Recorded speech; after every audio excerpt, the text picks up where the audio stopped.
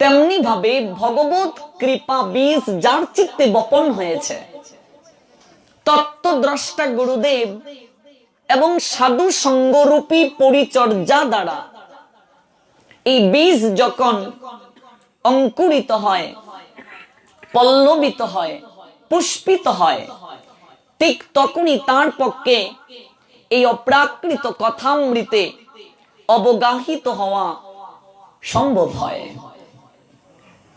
আজ আমরা যারা ভগবানের কথা শ্রবণ করতে এসেছি, আমরা অতীব সৌভাগ্যবান।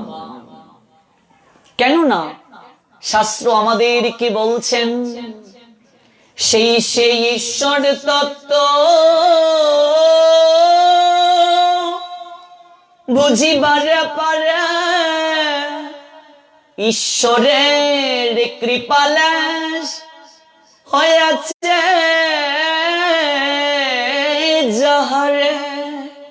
ঈশ্বরের পরম তত্ত্ব কেবল তার দ্বারাই শ্রবণ মনন তথা স্মরণ করা সম্ভব হয়, কেবল তার দ্বারাই পরিবেশন করা সম্ভব হয় এবং তার দ্বারা আস্বাদন করা সম্ভব হয় যে ভগবত অপ্রাকৃত কৃপা লাভ করেছেন। যে কারো পক্ষে ভগবানের কথা শ্রবণ করা সম্ভব নয়। আমরা যারা শুনছি, এবং এই দেখুন এখানে লাইভ চলছে, এই লাইভটির মাধ্যমে আপনাদের অনুষ্ঠান দেশ এবং দেশের বাহির থেকে, বিশ্বের অনেক দেশ থেকে ভক্তরা শ্রবণ করছেন। ঘরে বসে প্রযুক্তির মাধ্যমে আমরা বিশ্বের সঙ্গে কানেক্ট করতে পারছি। যে যারা অনলাইনে শ্রবণ করছেন তারাও কিন্তু অতীব সৌভাগ্যবান। সৌভাগ্যবান এই জন্যই, ত্রেতা যুগে ভগবান শ্রী রামচন্দ্র একবার ভক্তদেরকে নিয়ে ভগবত কথা আস্বাদন করছিলেন। তারই ভক্ত প্রবর প্রিয় ভক্ত বিভীষণ, নিশ্চয়ই সবাই তার নাম জানেন। সেই বিভীষণ ভগবান রামচন্দ্রকে প্রশ্ন করলেন, প্রভু, সংসারী জীব কখন তোমার কথা শ্রবণ করার জন্য হৃদয় মাঝে তাগিদ অনুভব করে? সংসারী জীবেরা কখন তোমার কথা শ্রবণ করতে চায়, হৃদয় মাঝে লালসা জাগে। লালসা যদি না থাকে তাহলে কি এত দূর থেকে আসা সম্ভব হতো ভগবানের কথা শুনতে? যারা দূর থেকে এসেছেন, লালসা আছে বলেই তো। ওই লালসাটা কখন সংসারী জীবের হৃদয় মাঝে জাগ্রত হয়? উত্তরে ভগবান বলছেন, শুনো হে বিভীষণ, সংসারী জীব তখনই ভগবত কথা শ্রবণ করার জন্য হৃদয়ে মাঝে তাগিদ অনুভব করে, যখন তার হৃদয়ে মাঝে প্রগাঢ় তাগিদ অনুভব হয় সাধু সঙ্গ করার জন্য, ভগবানের কথা শ্রবণ করার জন্য। বুঝতে হবে এই সংসারের ত্রিতাপ জ্বালা তার দূর হবার সময় হয়ে গেছে।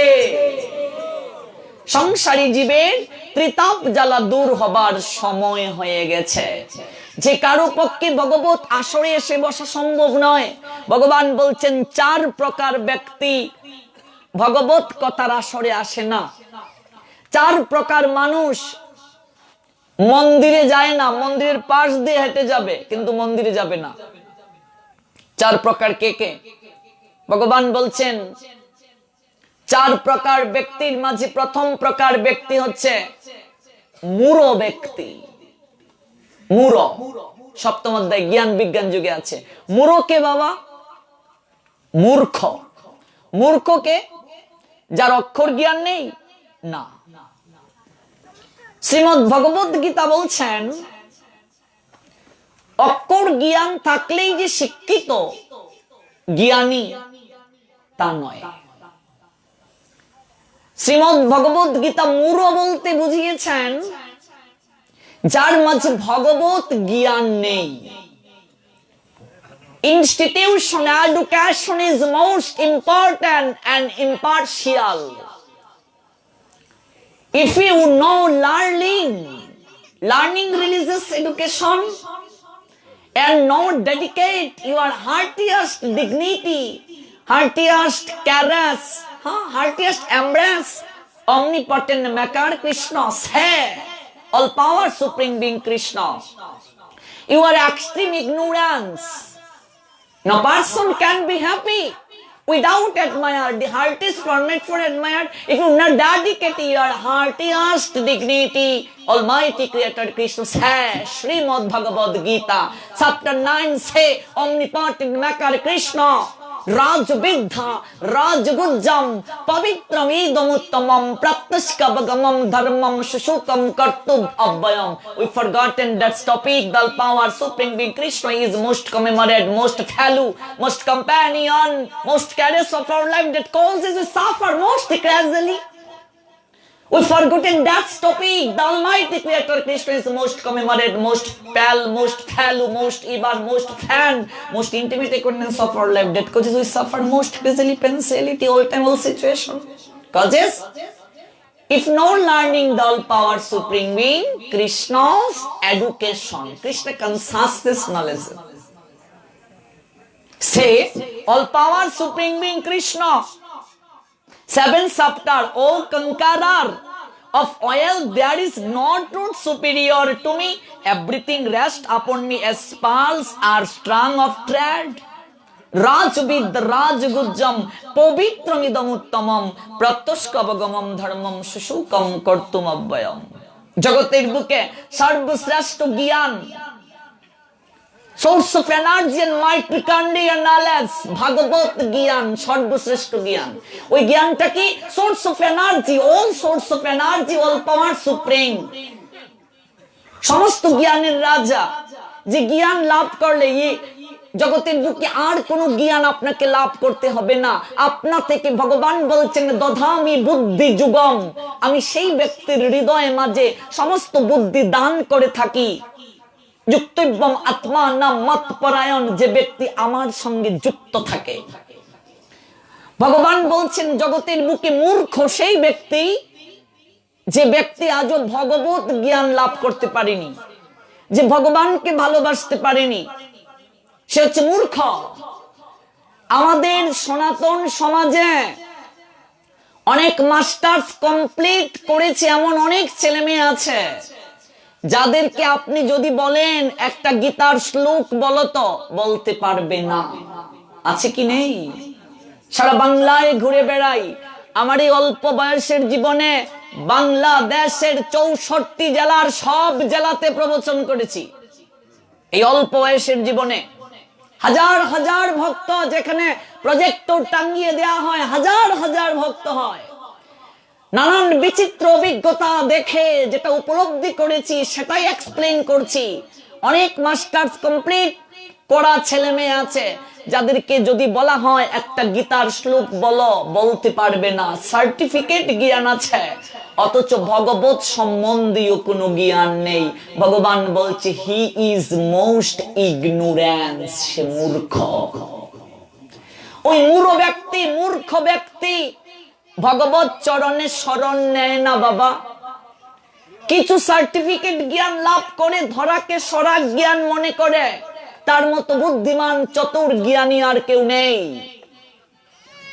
কিন্তু সমস্ত জ্ঞান কার থেকে নিঃসৃত হয়েছে? ভগবান থেকে। ভগবানকে জানার নাম জ্ঞান, বাকি সব অজ্ঞান। আপনার বয়স যদি 50 হয়ে যায়, কিভাবে ভগবানকে প্রণাম দিতে হয় এই তত্ত্বটাই যদি আপনি না জানেন, আপনি কি জ্ঞান লাভ করলেন? আমি কি জ্ঞান লাভ করলাম? এই জন্য বলছেন মূঢ় ব্যক্তি কখনো ভগবানের চরণে শরণ নেয় না। তারপর বলছেন 2 প্রকার লোক। প্রথম প্রকার জানলাম মূঢ়, দ্বিতীয় প্রকার হচ্ছে মায়ার দ্বারা অপহৃত, যাদের জ্ঞান মায়ার দ্বারা অপহৃত হয়ে গেছে।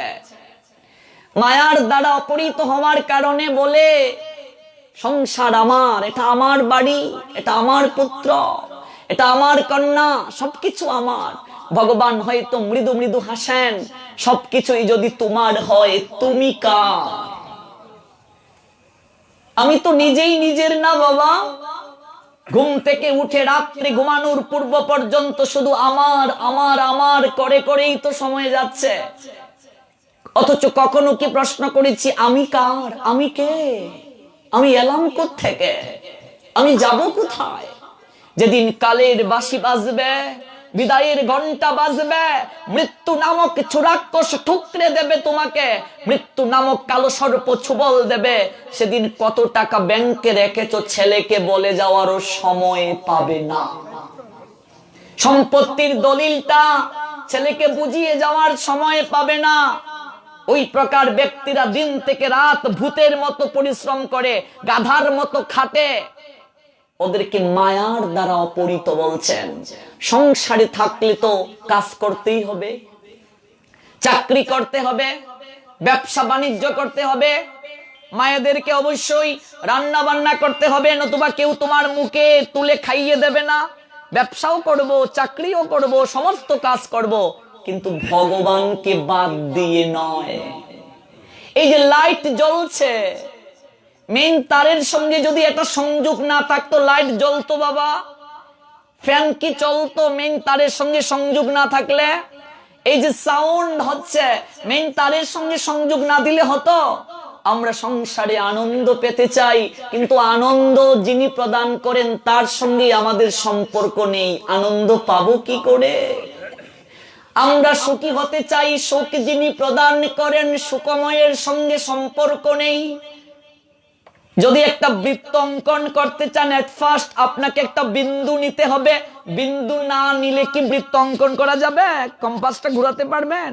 সংসারে যিনি আমাকে পাঠিয়েছেন, যার দ্বারা সুখে থাকব, তার সঙ্গে সম্পর্ক না থাকলে আমি কখনো ভালো থাকতে পারবো না। মায়ার দ্বারা অপহৃত তারা। তারপর বলছেন অসুর প্রকৃতি সম্পন্না যারা। অসুর মানে কি? অনেক মোটা শরীর হবে এরকম আমরা ভাবি, মাথায় শিং থাকবে, ওই যে সিরিয়ালে দেখায়। অসুর এরকম নয়, মানুষের মাঝে অসুর আছে বাবা, মানুষের মাঝেই সুর আছে। এই জন্যই তো গীতায় একটা অধ্যায় আছে, দৈব অসুর সম্পদ বিভাগ যুগ। হ্যাঁ, ওই দৈবাসুর সম্পদ বিভাগ যুগে অসুর প্রকৃতির লোকের বৈশিষ্ট্য কি বর্ণনা করা আছে। মানুষের মাঝে অসুর আছে, মানুষের মাঝেই সুর আছে। আমি অনেক লোককে দেখেছি ভগবত কথার আসরে বসে না, কিন্তু যাত্রা গানে 50 বছর বয়সী বৃদ্ধ লোক একেবারে 12টা থেকে ভোর পর্যন্ত বসে থাকে। অসুর প্রকৃতির লোক সাধুদেরকে নিন্দা করে, টিকা টিপ্পনি করে, অসুর প্রকৃতির লোক। গ্রামে একটা পেশাল বাঁধিয়ে দেয়, দুর্গাপূজা হয়েছে এমন পেশাল বাঁধিয়ে দেবে, অসুর প্রকৃতির লোক।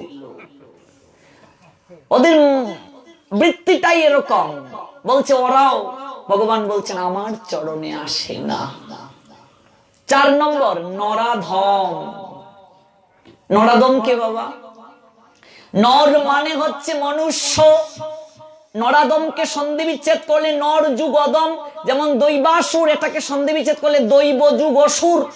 দৈব অসুর সম্পদ বিভাগ যুগ মানে দৈবাসুর সম্পদ বিভাগ যুগ।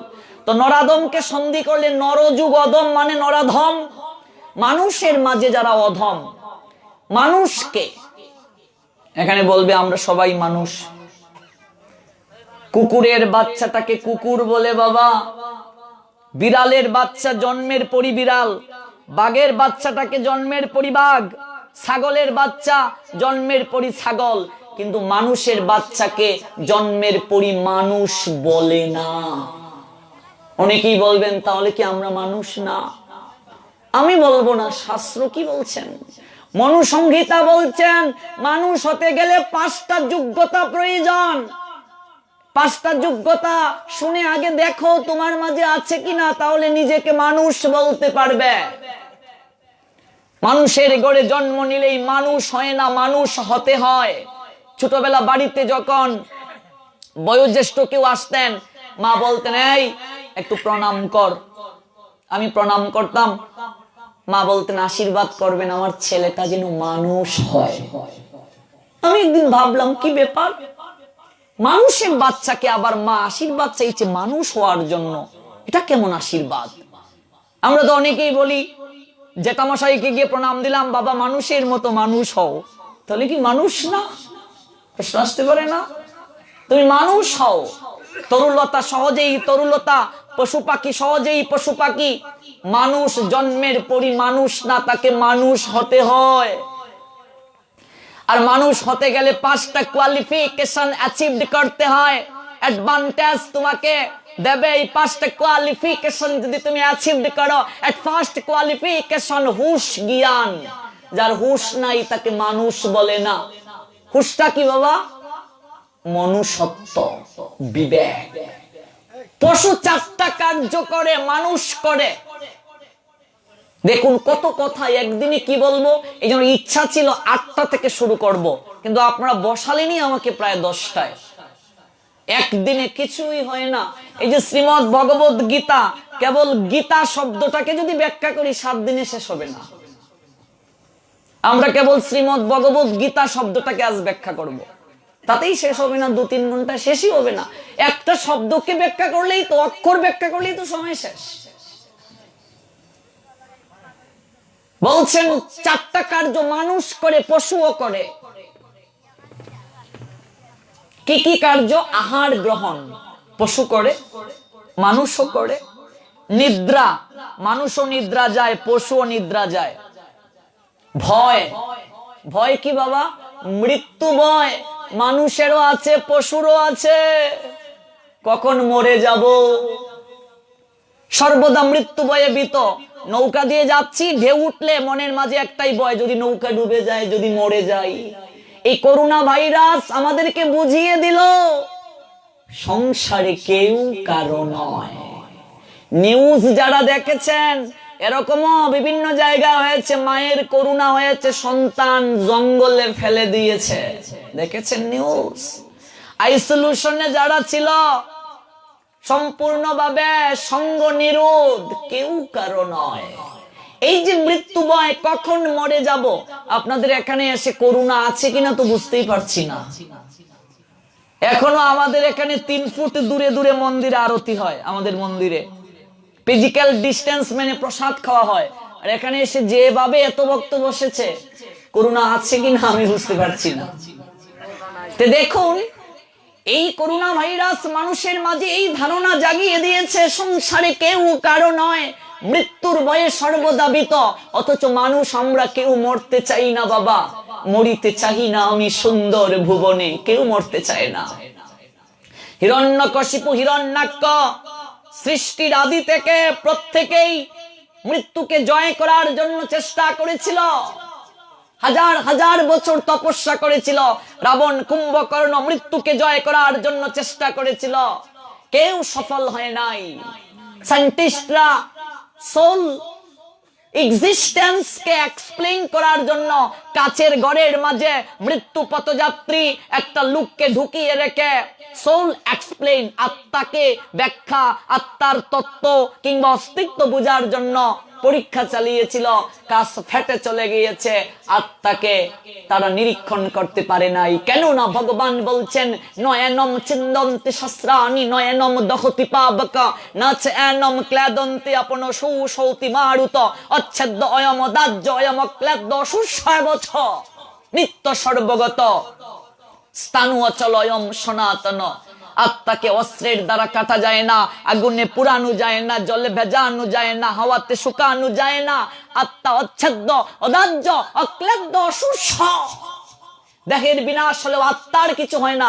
আত্মাকে কি করে নিরীক্ষণ করবে? এই আত্মার অস্তিত্ব নিরীক্ষণের জন্য যুগান্তর যুগান্তর চেষ্টা করছে মানুষ, রোবট তৈরি করছে। মৃত্যুকে জয় করার জন্য সায়েন্টিস্টদের ধ্যান ধারণার অন্ত নেই। কিন্তু ভগবান বলছেন, জাত শহীদ ধ্রুব মৃত্যু ধ্রুবম। তাই তো বাবা, জন্ম হয়েছে, মরতে তোমাকে হবে। সবাইকে মরতে হবে, আমাকে, আপনাকে। হয়তো কেউ একদিন পূর্বে, কেউ একদিন পরে মরতে হবে। সত্যিই কি ভাবি মরতে হবে? আমার তো মনে হয় ভাবি না। হাসন রাজা নাম শুনেছেন নিশ্চয়ই। শেষ বয়সে আয়নার দিকে চেয়ে বলছে, আমাদের সুনামগঞ্জে যার বাড়ি, আয়নায় চাইয়া দেখে পাকনা চুল আমার, লুকে বলে বলে রে গরবারি বালানা আমার। আয়নায় ছায়া দেখে চুল পেকে গেছে, জানতো যদি হাসন রাজা বাঁচবে কতদিন। এই হাসন রাজা নিজের মাকে পর্যন্ত পায়ের মাঝে ঘুঘুর বাঁধিয়ে বাইজির নাচে নাচিয়েছিল, এতটা খারাপ ছিল। শেষ বয়সে গিয়ে উপলব্ধি করলো জীবনে কি করলাম, মরতে হবে, ইন্দ্রিয়গুলো বিকল হয়ে গেছে। এমন একদিন সময় আসবে এই ইন্দ্রিয় আর ইচ্ছে হবে না ভোগ করার জন্য, ইচ্ছে হবে বাবা বৃদ্ধ যেদিন হয়ে যাব ইন্দ্রিয়গুলো আর ভোগ করতে চাইবে না। our sense is most intoxicating and stimulate any situation. Once upon a time our sensible power damage, no create, no increase our sensible power.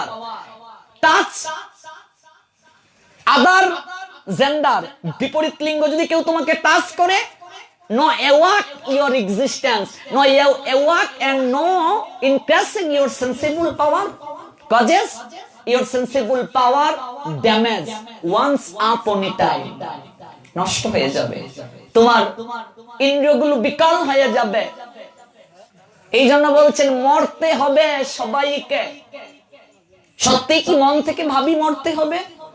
যদি সত্যি মন থেকে ভাবতাম মরতে হবে, ত্রিকালদর্শী মুক্ত মহামানব লোকনাথ ব্রহ্মচারী বাবা বলেছিলেন, মানুষ যদি প্রতিদিন একটু সময় হলেও মৃত্যুর কথা চিন্তা করত, জগতের বুকে সে ভগবানকে আরাধনা না করে থাকতো না। আমাকে মরতে হবে যদি প্রতিদিন কেউ ভাবতো আমাকে মরতে হবে। এই জন্য আমাদের সনাতন শাস্ত্র বলে মাঝে মাঝে শ্মশানে যেও, শ্মশানে গেলে তোমার হৃদয় মাঝে বৈরাগ্যের উদয় হয়, হয় না বাবা? অন্ত্যেষ্টিক্রিয়া করতে যদি কেহ যাও, দাহ করতে যদি যাও, মনটা কি নরম হয়? আহারে একদিন এই জায়গাটাতে আমাকেও আসতে হবে, মনটা নরম হয়ে যায়। ত্রিকালদর্শী মুক্ত মহামানব লোকনাথ ব্রহ্মচারী বারোদিতে যখন এসেছিলেন, বারোদির জমিদার তাকে বলেছিলেন, বাবা আপনাকে একটা বিশাল মন্দির বানিয়ে দেই। বাবা বলছেন, না রে লাগবে না, আমি গাছতলায় থাকি, অট্টালিকা দিয়ে কি করব? না বাবা একটা কিছু আপনাকে আমার দিতে বড় ইচ্ছে, দিতেই যদি হয় ওই জায়গাটা আমায় দিয়ে দে। ও বাবা এটা নিয়ে কি করবে? এটা তো শ্মশান। হেরে বুকা, শ্মশানই তো ভজনের জায়গা রে।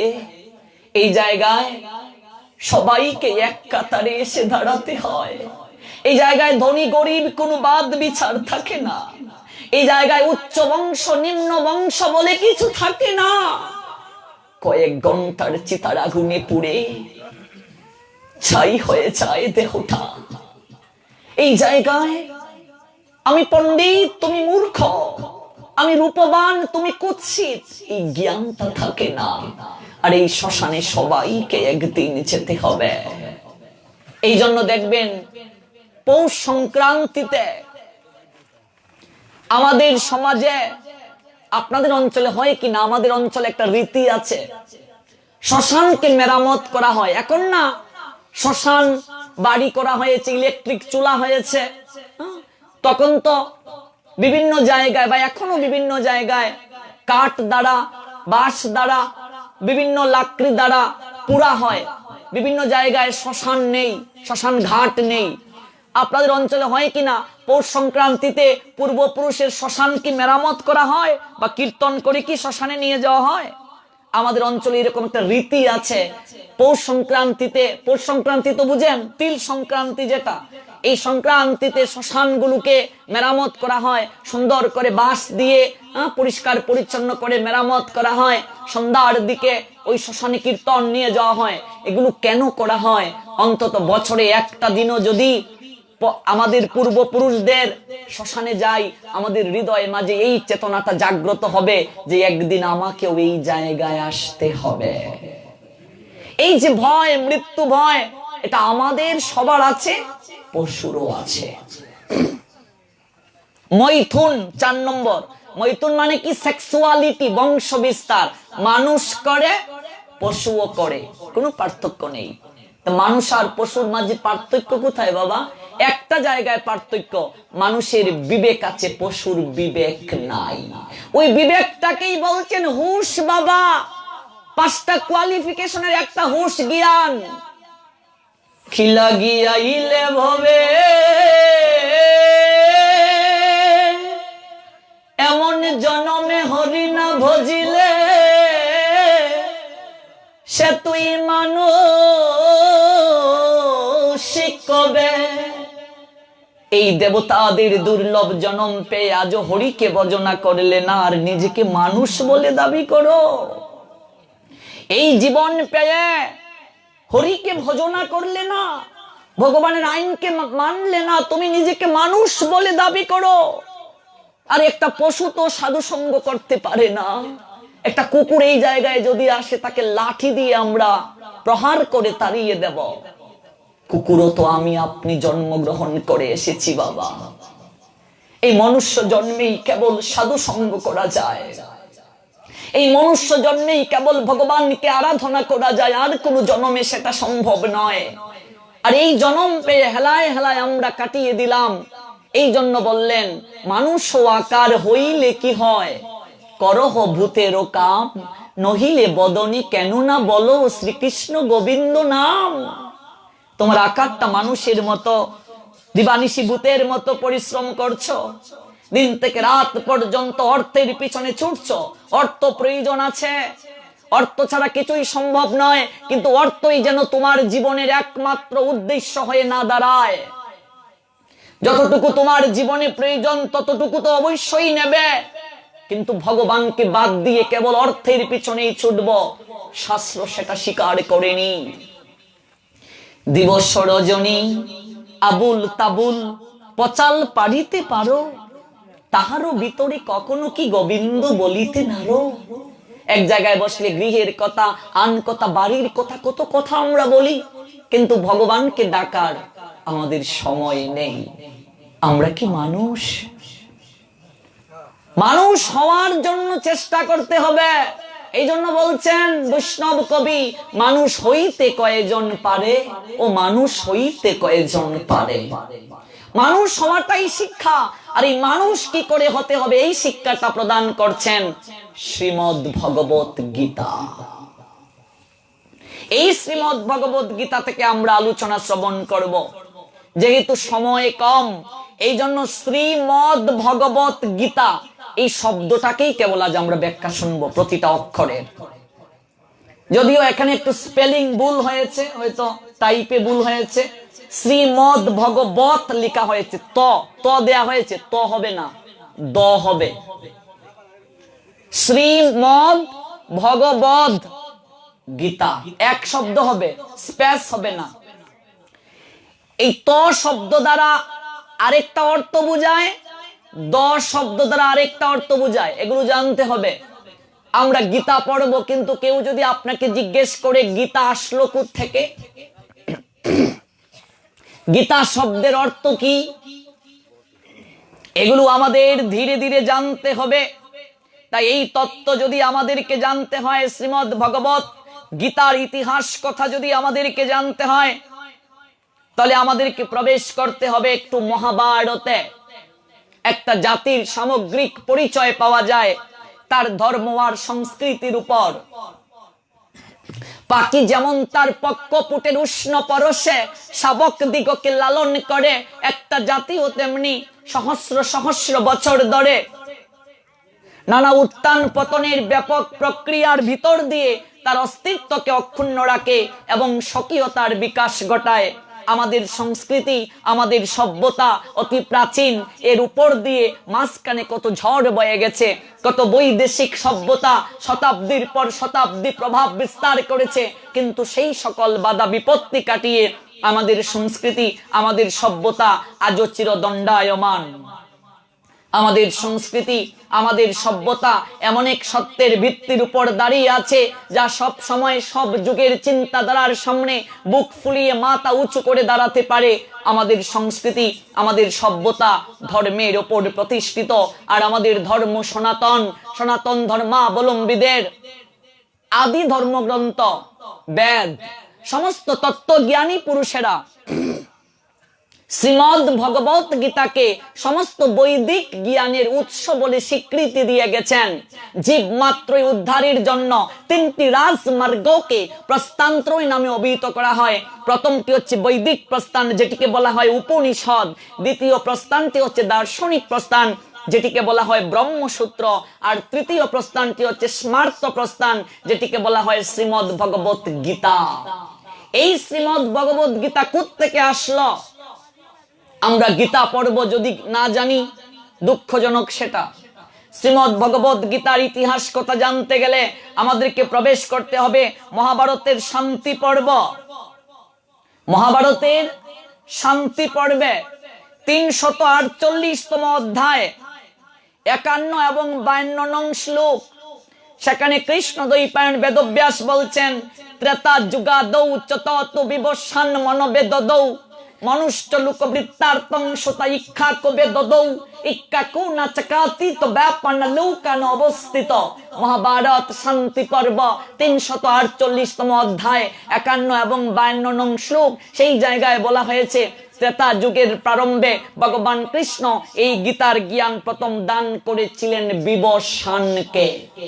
এই তত্ত্বটি আপনারা আরো পাবেন শ্রীমদ্ ভগবত গীতা 4th অধ্যায় জ্ঞান যুগ 1 নং শ্লোক। সেই শ্লোকে ভগবান কৃষ্ণ অর্জুনকে উদ্দেশ্য করে বলছেন, ইমম বিবস্বতি যুগম প্রুক্তবান অহম অব্যয়ম বিবস্বান মনো বেপ্রাহ মনো ইক্ষা কবে অব্রবীত। মহাভারতে শান্তি পর্বে 348তম অধ্যায়ের 51-52 নং শ্লোকে যে তত্ত্বটি দেওয়া আছে, ত্রেতা যুগের প্রারম্ভে ভগবান কৃষ্ণ গীতার জ্ঞান প্রথম দান করেছিলেন বিবস্বানকে, বিবস্বান দান করছেন মনুকে, মনু দান করলেন সাগরা পৃথিবীর অধীশ্বর রঘুবংশের জনক ইক্ষ্বাকুকে। বিবস্বান মনুকে দান করলেন মনুকে। কোন মনু? মনু একজন নয় বাবা, শত শত মনু আছে। এই জন্য তো একদিনে গীতা কিছুই বোঝা যাবে না। গীতার ইতিহাস যদি 7 দিন শুনি ধারাবাহিক ভাবে, তাহলে বুঝবো আমাদের মানব জাতির পিতা মনু। আমরা এই পর্যন্তই জানি, আদিমাতাকে শতরূপা, এই পর্যন্তই জানি, আর কিছু জানি না। মনু একজন নয়, শত শত মনু আছে। কোন মনুকে ভগবান দিয়েছেন গীতার জ্ঞান? এবার ওই বংশ বৃত্তান্ত বললে অনেক সময় লাগবে। মনু ইক্ষ্বাকুকে দান করলেন, ইক্ষ্বাকুকে ভগবান বিবস্বানকে দান করলেন। বিবস্বান মানে সূর্য। সূর্য কি সূর্যদেব? পূর্ব আকাশে যে সূর্য উদিত হয় না বাবা, সূর্য একজন রাজা। সূর্য রাজার বংশ থেকে আসলো, এগুলো না জানলে তো হবে না। বিবস্বান মনুকে, মনু ইক্ষ্বাকুকে। তত্ত্বটি শ্রীমদ্ ভগবত গীতা 4th অধ্যায় জ্ঞান যুগের 1 নং শ্লোকেও বলা হয়েছে, ইমম বিবস্বতে যুগম প্রুক্তবান অহম অব্যয়ম বিবস্বান মনো বেপ্রাহ মনো ইক্ষ্বাকুবে অব্রবীত। ত্রেতা যুগের প্রারম্ভে ভগবান কৃষ্ণ গীতার জ্ঞান বিবস্বানকে দান করলেন, বিবস্বান মনুকে দান করলেন। মনু সাগরা পৃথিবীর অধীশ্বর রঘুবংশের জনক, যে বংশে ভগবান শ্রীরামচন্দ্র আবির্ভূত হয়েছিলেন, সেই বংশের জনক ইক্ষ্বাকুকে গীতার জ্ঞান দান করলেন। বর্তমানে কলিযুগ চলছে। কলিযুগের স্থায়িত্বকাল কত? 4,32,000 বছর। কলিযুগের পূর্বের যে যুগটা ছিল সেই যুগের নাম কি? দাপর যুগ। দাপর যুগের স্থায়িত্ব কত ছিল? 8,64,000 বছর। তার আগে যে যুগ ছিল ত্রেতা যুগ, ত্রেতা যুগের স্থায়িত্ব কত ছিল? 12,96,000 বছর। তার যে পূর্বের যুগ, সেই যুগের নাম ছিল সত্য যুগ। সত্য যুগের স্থায়িত্বকাল ছিল 17,28,000 বছর। সত্য যুগের আয়ু 17,28,000 বছর। সত্য যুগে মানুষের আয়ু ছিল 1 লক্ষ বছর। সত্য যুগের মানুষেরা 1 লক্ষ বছর বাঁচত। ধর্মের 4টা পা ছিল, 4টা পা নিয়ে ধর্ম এগিয়ে চলত। অধর্ম কেউ করত না।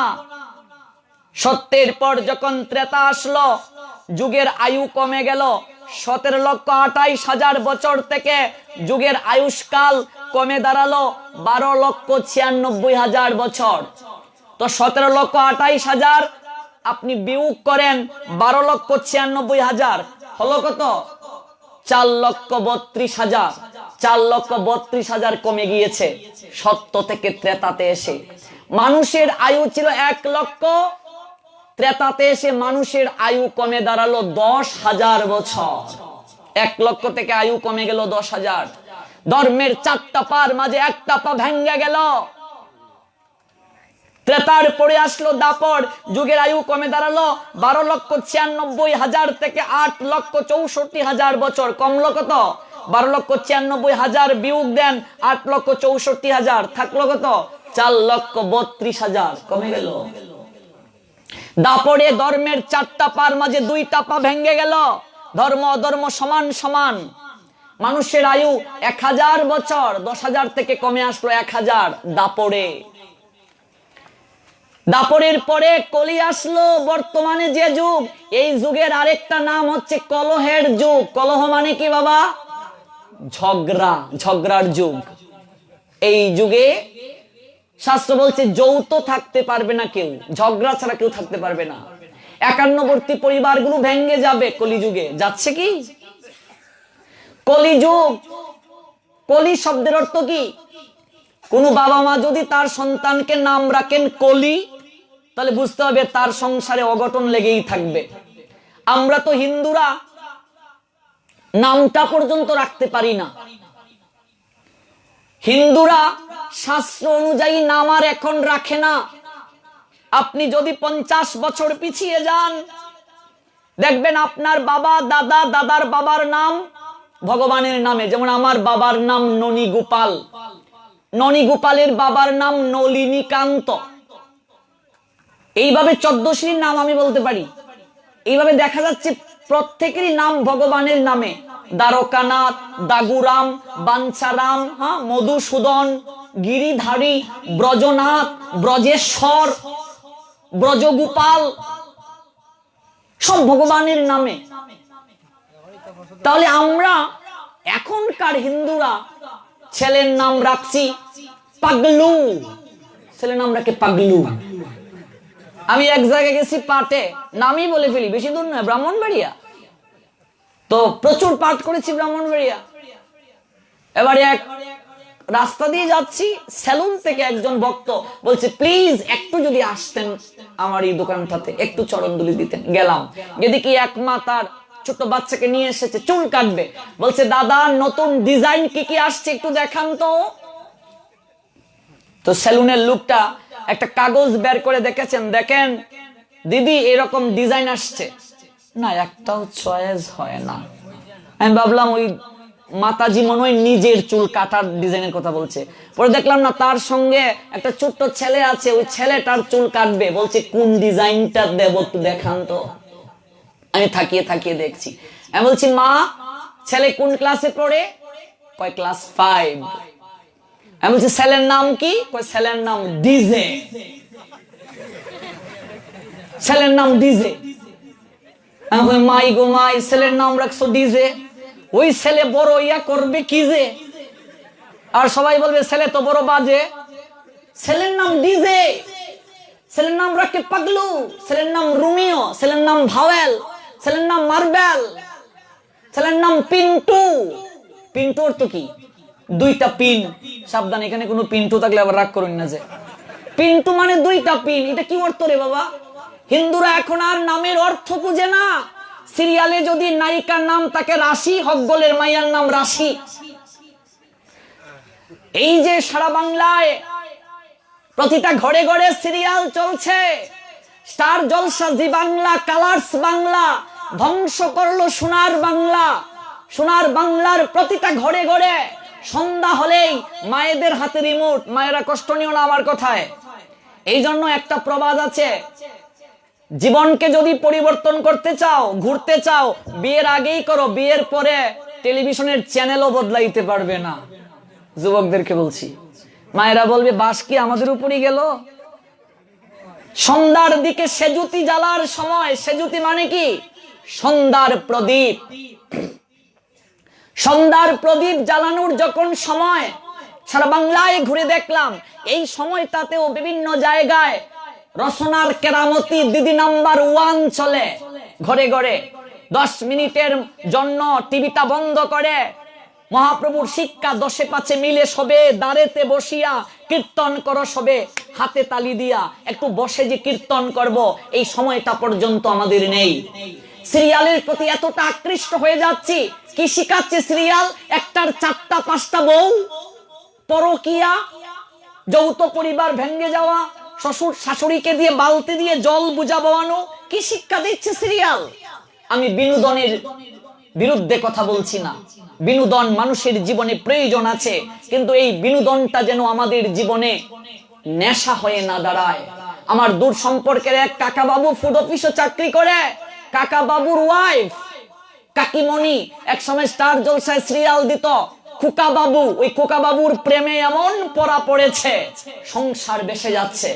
কাকা বাবু দেখলো ব্যাপার কি, আমার স্ত্রী সিরিয়ালের প্রতি এমন আকৃষ্ট, আমাকেই সময় দেয় না, চাকরি থেকে সন্ধ্যার সময় আসি, একটু কথাবার্তা বলবে, এই সময়টা পর্যন্ত নাই। কাকাবাবু ডিশের লোকটাকে ফোন করছে, ভাই রে একটু আমার সংসারটাকে বাঁচা, তোর বৌদিকে খোকাবাবু নিয়ে যাবে। ও দাদা, খোকাবাবু তো সিরিয়ালে, আপনার বউকে কি করে নেবে? তুই আসলে বুঝবে, একটু বাসায় আয়।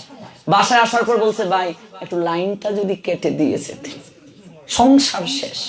লাইন কেটে দিয়ে গেছে। সন্ধ্যায় কাকাবাবু অফিস থেকে আসছে, মেয়ের নাম রূপাঞ্জলি। রূপাঞ্জলি, মা তোমার মাকে বলো খাবার দাবার কি হয়েছে দেওয়ার জন্য। খাবার আসবে কোথা থেকে? গ্যাস নাই। গ্যাস নাই কেন? গ্যাস নিলে তো অ্যানাউন্স করে নেয়। গ্যাস নিতে তো শুনি নাই, অ্যানাউন্স করতেও শুনি নাই। বলছে তুমি মাকে কুকাবাবু দেখতে দেবে না, ডিশের লাইন কেটে দিয়েছো, মাও গ্যাসের লাইন কেটে দিয়েছে। না খেয়ে তো থাকা যাবে না। এবার কাকাবাবু আবার ফোন করলো, ভাই লাইনটা দিয়ে যা। বলছে কি ব্যাপার? কুকাবাবুর কাছ থেকে ফেরত পেলে বৌদিকে? কই নতুবা খাওয়া জুটবে না। প্রতিটা ঘরে ঘরে চলছে এই যে স্টার জলসা, জি বাংলা, কালার্স বাংলা ধ্বংস করলো সোনার বাংলা। যার কারণে পশ্চিমবঙ্গের মুখ্যমন্ত্রী মমতা সে পর্যন্ত বলেছে এই সিরিয়ালগুলো কি শিক্ষা দিচ্ছে আমাদেরকে। আর ধর্মীয় যে সিরিয়ালগুলো দিচ্ছে এগুলোর মাঝে এতটা মিথ্যে, এতটা অশাস্ত্রীয়। এই যে রাধা কৃষ্ণের লীলা দিচ্ছে, আমি পরিচালককে পেলে দুগালে দুটো জুতার বাড়ি দিতাম। একটারও শাস্ত্র সম্পর্কে কোনো জ্ঞান নেই। ভগবান বৃন্দাবনে যখন লীলা করেছিলেন তখন তার বয়স ছিল 9 বছরের নিচে। কয় বছরের নিচে? সিরিয়ালে যে কৃষ্ণ দেখেন তার বয়স কি 9 বছর? রাধারানীর বয়স ছিল 7 বছর। সিরিয়ালে রাধা কৃষ্ণের কি যে নোংরামি। আজকে হিন্দুরা রাধাকে চিনে না, কৃষ্ণকে চিনে না, রাধাকে বলে কৃষ্ণের মামি। কোন শাস্ত্রে পেয়েছেন? এই জন্যই তো একদিনের পাঠে আমি কোনো জায়গায় আসি না। এগুলো বিস্তারিত না বললে কিচ্ছুটি বুঝবেন না। আজকে আমরা ধর্মকে এমন ভাবে অপব্যাখ্যা দিচ্ছি, ধর্মকে আমরা এমন ভাবে মানুষের সামনে তুলে ধরে হাস্যকর বস্তুতে রূপান্তরিত করছি। এর জন্য একটাই কারণ, আমরা শাস্ত্র পড়ি না, আমরা রিসার্চ করি না। আজকে এই নবযুবক গীতা সংঘের প্রত্যেক সদস্যকে আমি ধন্যবাদ জ্ঞাপন করব। যুবকদেরকে আমি সবচেয়ে বেশি ভালোবাসি, কারণ যুব সমাজ যদি ওঠে, যুব সমাজ যদি জাগে, এই ক্রান্তি লগ্ন অবস্থা থেকে আমাদেরকে উত্তোলন সম্ভব। যুব সমাজ আজকে এত সুন্দর একটা আয়োজন করেছেন, যে আয়োজনের মাধ্যমে ধর্মকে আমরা রিসার্চ করার শিক্ষা পাচ্ছি। গীতা ভাগবত পাঠে এক সময় আমি ছোটবেলা দেখতাম, আমাদের বয়সী কোনো তরুণ কিংবা তরুণীরা যেত না। কয়েকজন বয়োজ্যেষ্ঠ বাবা কাকা জেঠা দাদুকে দেখতাম, তরুণরা নেই কেন? আজকে যাত্রা গানের যদি আয়োজন করা হয়, মঞ্চ নাটকের যদি আয়োজন করা হয়, আমার বয়সী যুবক যুবতী সবাই থাকে। গীতা পাঠে ভাগবত পাঠে তাদেরকে কেন পাওয়া যায় না? তার কারণ হচ্ছে আমাদের সমাজ, আমরা তাদেরকে সেইভাবে সৃষ্টি করতে পারছি না, তাদের হৃদয়ের চেতনাকে আমরা পরিবর্তন করতে দিতে পারছি না। আমি এই সংঘের প্রত্যেকটা সদস্যকে ধন্যবাদ জানাবো এবং এই নব যুবক গীতা সংঘের 14তম বার্ষিকীতে এসেছি। এই সংঘের যেন উত্তর আরো বৃদ্ধি ঘটে। আজ তারা একদিনের আয়োজন করেছেন, আমি না আসি, যে আলোচকই আসেন অন্তত একদিন থেকে যেন 2 দিন হয়, 2 দিন থেকে যেন 3 দিন হয়, তাহলে সমাজের পরিবর্তন হবে। হাজার হাজার কীর্তন হচ্ছে বিভিন্ন গ্রামে গ্রামে, লোক শিখছে কি বাবা? কি শিখছে? কীর্তন কি প্রয়োজন নেই? অবশ্যই প্রয়োজন আছে। কলিযুগে মুক্তির উপায় হরিনাম, কিন্তু এই কীর্তনের পূর্বে প্রস্তুতি প্রয়োজন। শাস্ত্র বলছে প্রথমে শ্রবণ করো, তারপর কীর্তন করো। আমরা তো কীর্তন শব্দের অর্থই জানি না। বিভিন্ন কীর্তনের আসরে দেখা যায় মদ গাঁজা খেয়ে পর্যন্ত কীর্তনিয়া লোকেরা উঠে, প্রস্রাব করে জল নেয় না, ল্যাট্রিন থেকে এসে স্নান করে না, এই অবস্থাতেই গিয়ে কীর্তনে উঠে। আমি কীর্তন যদি দেই গ্রামে, গ্রামের সবাই কীর্তন চলাকালীন সময়ে মাছ মাংস খায় না, খায় বাবা? অথচ যে কীর্তন করছে সে গিয়ে ডালের বড়া ডিম দিয়ে রুটি খেয়ে সিগারেট খেয়ে কীর্তন করে। ভুল বলছি কি? কতটা কল্যাণ হবে? কল্যাণটা হবে কি করে? তারপর রং ঢং সেজে রাধা কৃষ্ণের লীলার নামে রাস দেখাচ্ছে। রাস শব্দের অর্থ বুঝো? রাসের চাবি কার কাছে দিয়েছে মহাপ্রভু? শাস্ত্র বলছে সেজে গুজে রাস দেখানোটা অপরাধ। যারা দেখবে তারা যেমন নরকে যাবে, যারা দেখাবে তারাও নরকে যাবে। রাসের নামে আরো ঢপ যাত্রা, কত যাত্রা, যুগলেতে রাধা কৃষ্ণ ভজিতে হইবে। রাধাও বুঝি না, কৃষ্ণও বুঝি না। এই জন্য সময় পেলে বিস্তারিত এই বিষয়গুলো আলোচনা করতে পারতাম। যে কথাটা বলছিলাম, যুবকরা প্রয়োজন, যুবকদেরকে জাগ্রত হতে হবে। আমরা যদি না জাগি মা, কেমনে সকাল হবে?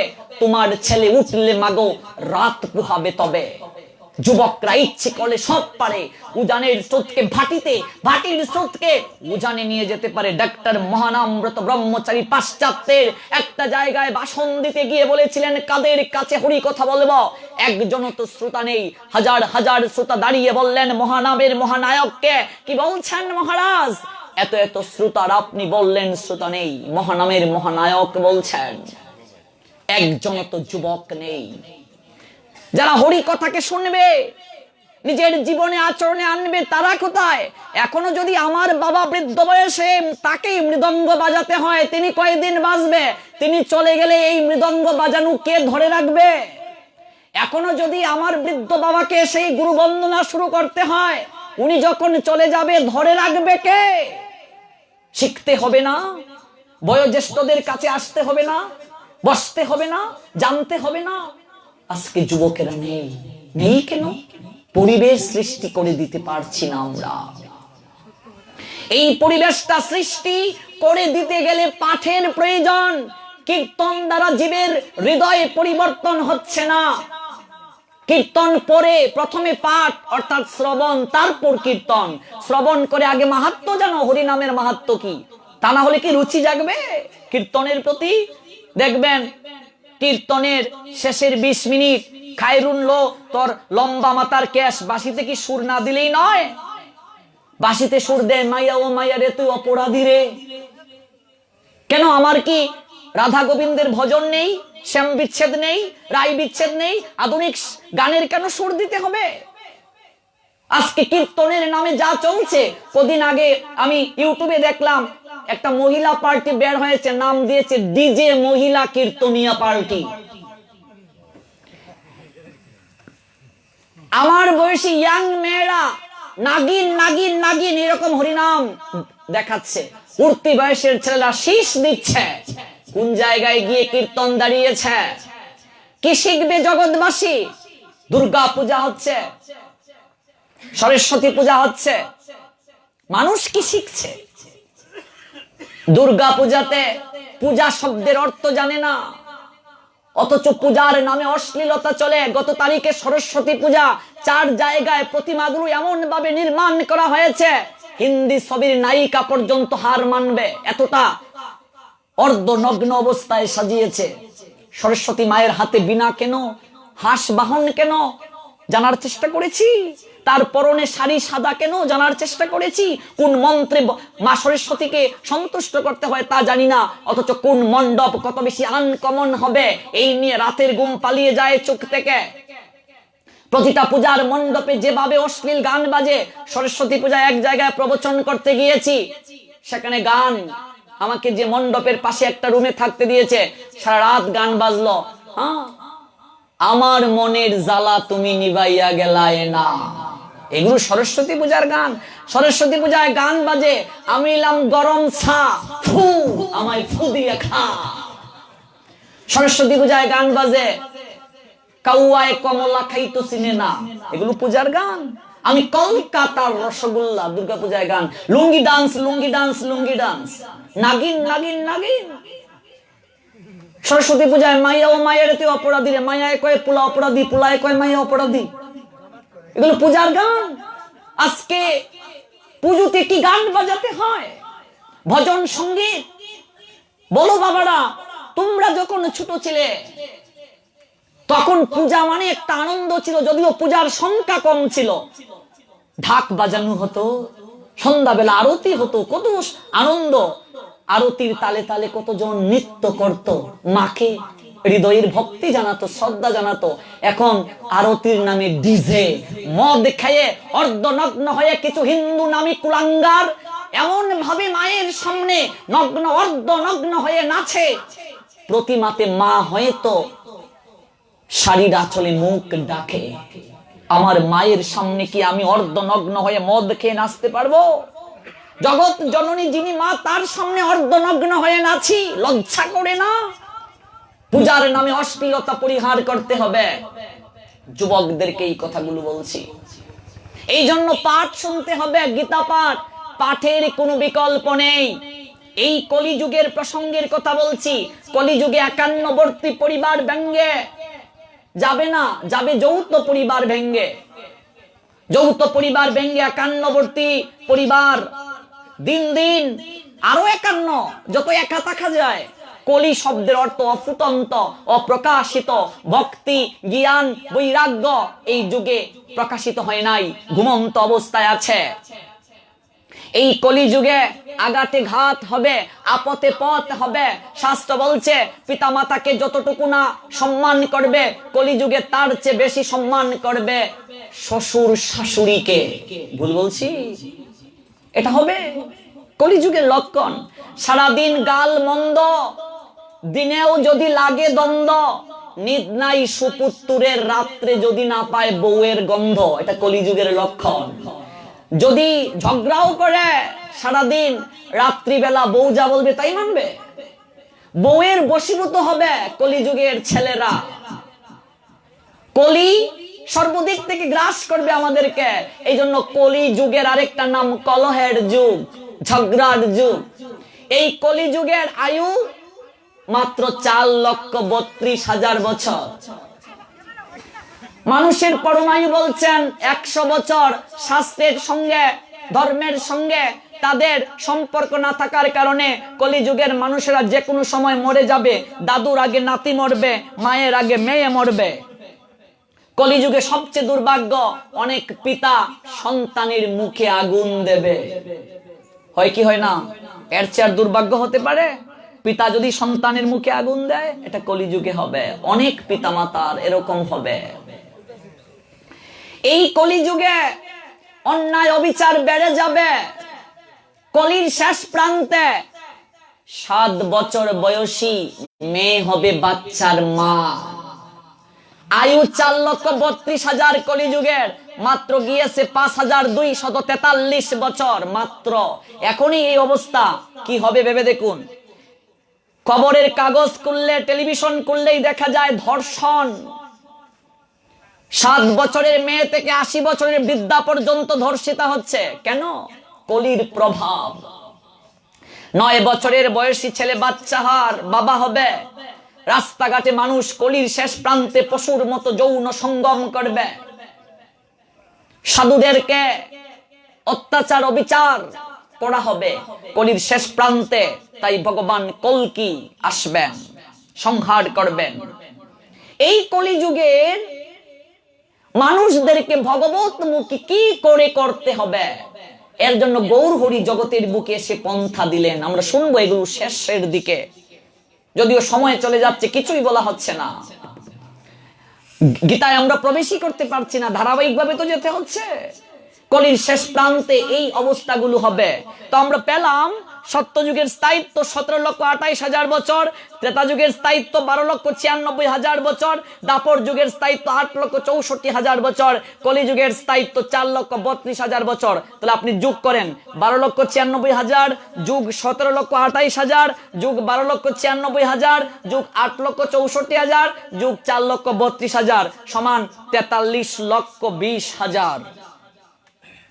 এই 43,20,000 হচ্ছে সত্য, ত্রেতা, দাপর, কলি 4 যুগের আয়ুষ্কাল।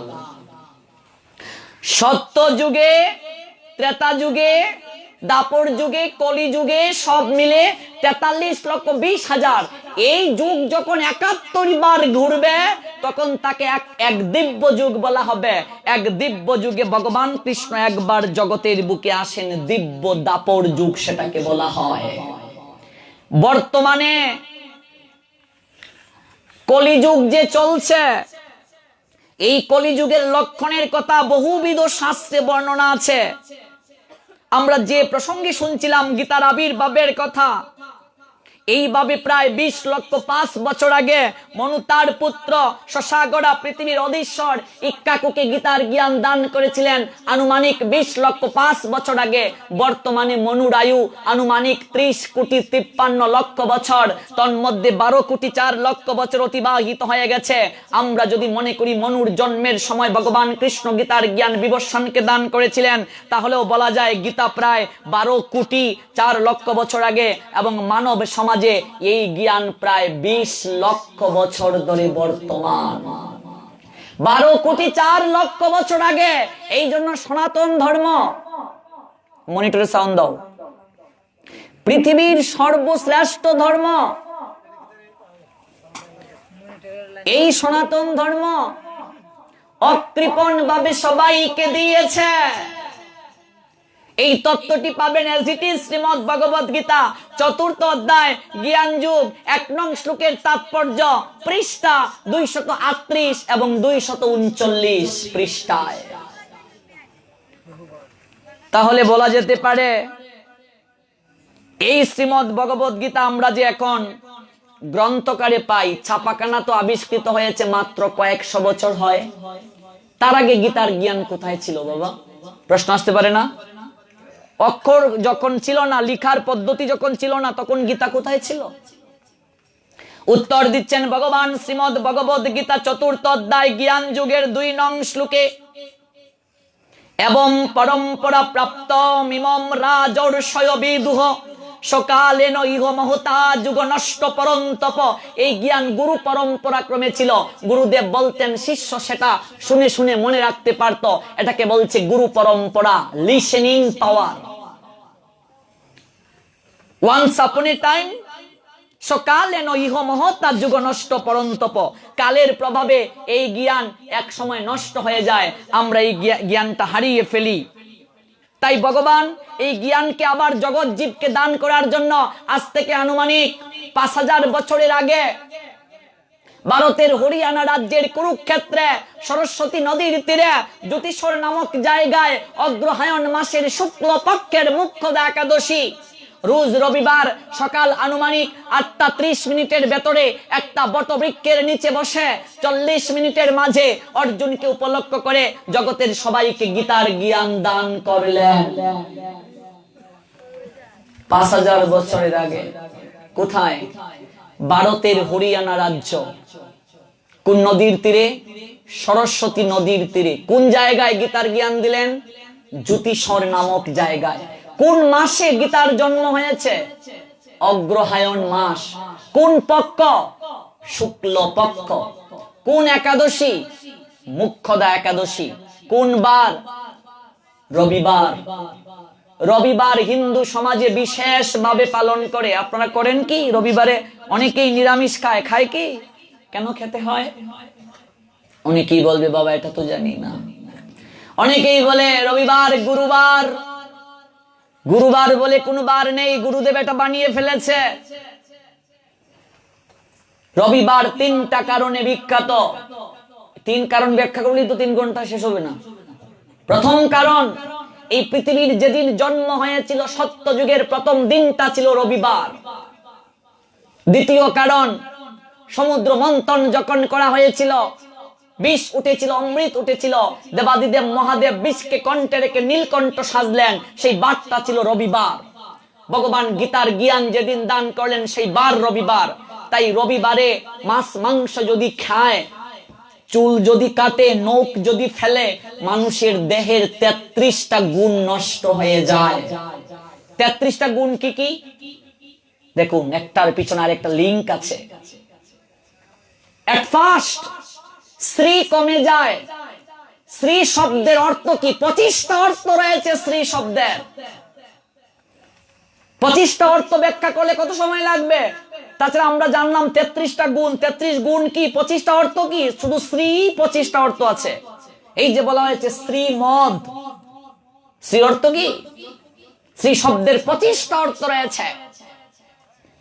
প্রথম অর্থ সৌন্দর্য। তোমার দেহের লাবণ্য নষ্ট হয়ে যাবে, সৌন্দর্য নষ্ট হয়ে যাবে, আয়ু কমে যাবে, সম্মান মান কমে যাবে। এই জন্য সাত্বিক আহার গ্রহণ করতে হয়। কিছু তিথির সঙ্গে শরীরের সংযোগ রয়েছে। অমাবস্যা পূর্ণিমা আসলে শরীরের সঙ্গে তিথির সংযোগে দেখবে ব্যথা অনুভূত হয় শরীরে। কেন এগুলো? কিছু তিথির সঙ্গে কিছু খাবারকে বাদ দিতে হয়। আজকে কলিযুগের মানুষেরা এগুলো জানে না, মানে না বলেই তো বলো হরি হরি বল যে কোনো মুহূর্তে। মানতে হবে, জানতে হবে, না জানলে মানবো কি? আমরা তো অনেকেই অনেক কিছু জানি না। এই জন্য রবিবার পালন করতে হবে, যথাযোগ্য মর্যাদার সঙ্গে সাত্বিক আহার গ্রহণ করতে হবে। এই রবিবারে গীতার জ্ঞান দান করা হয়েছিল।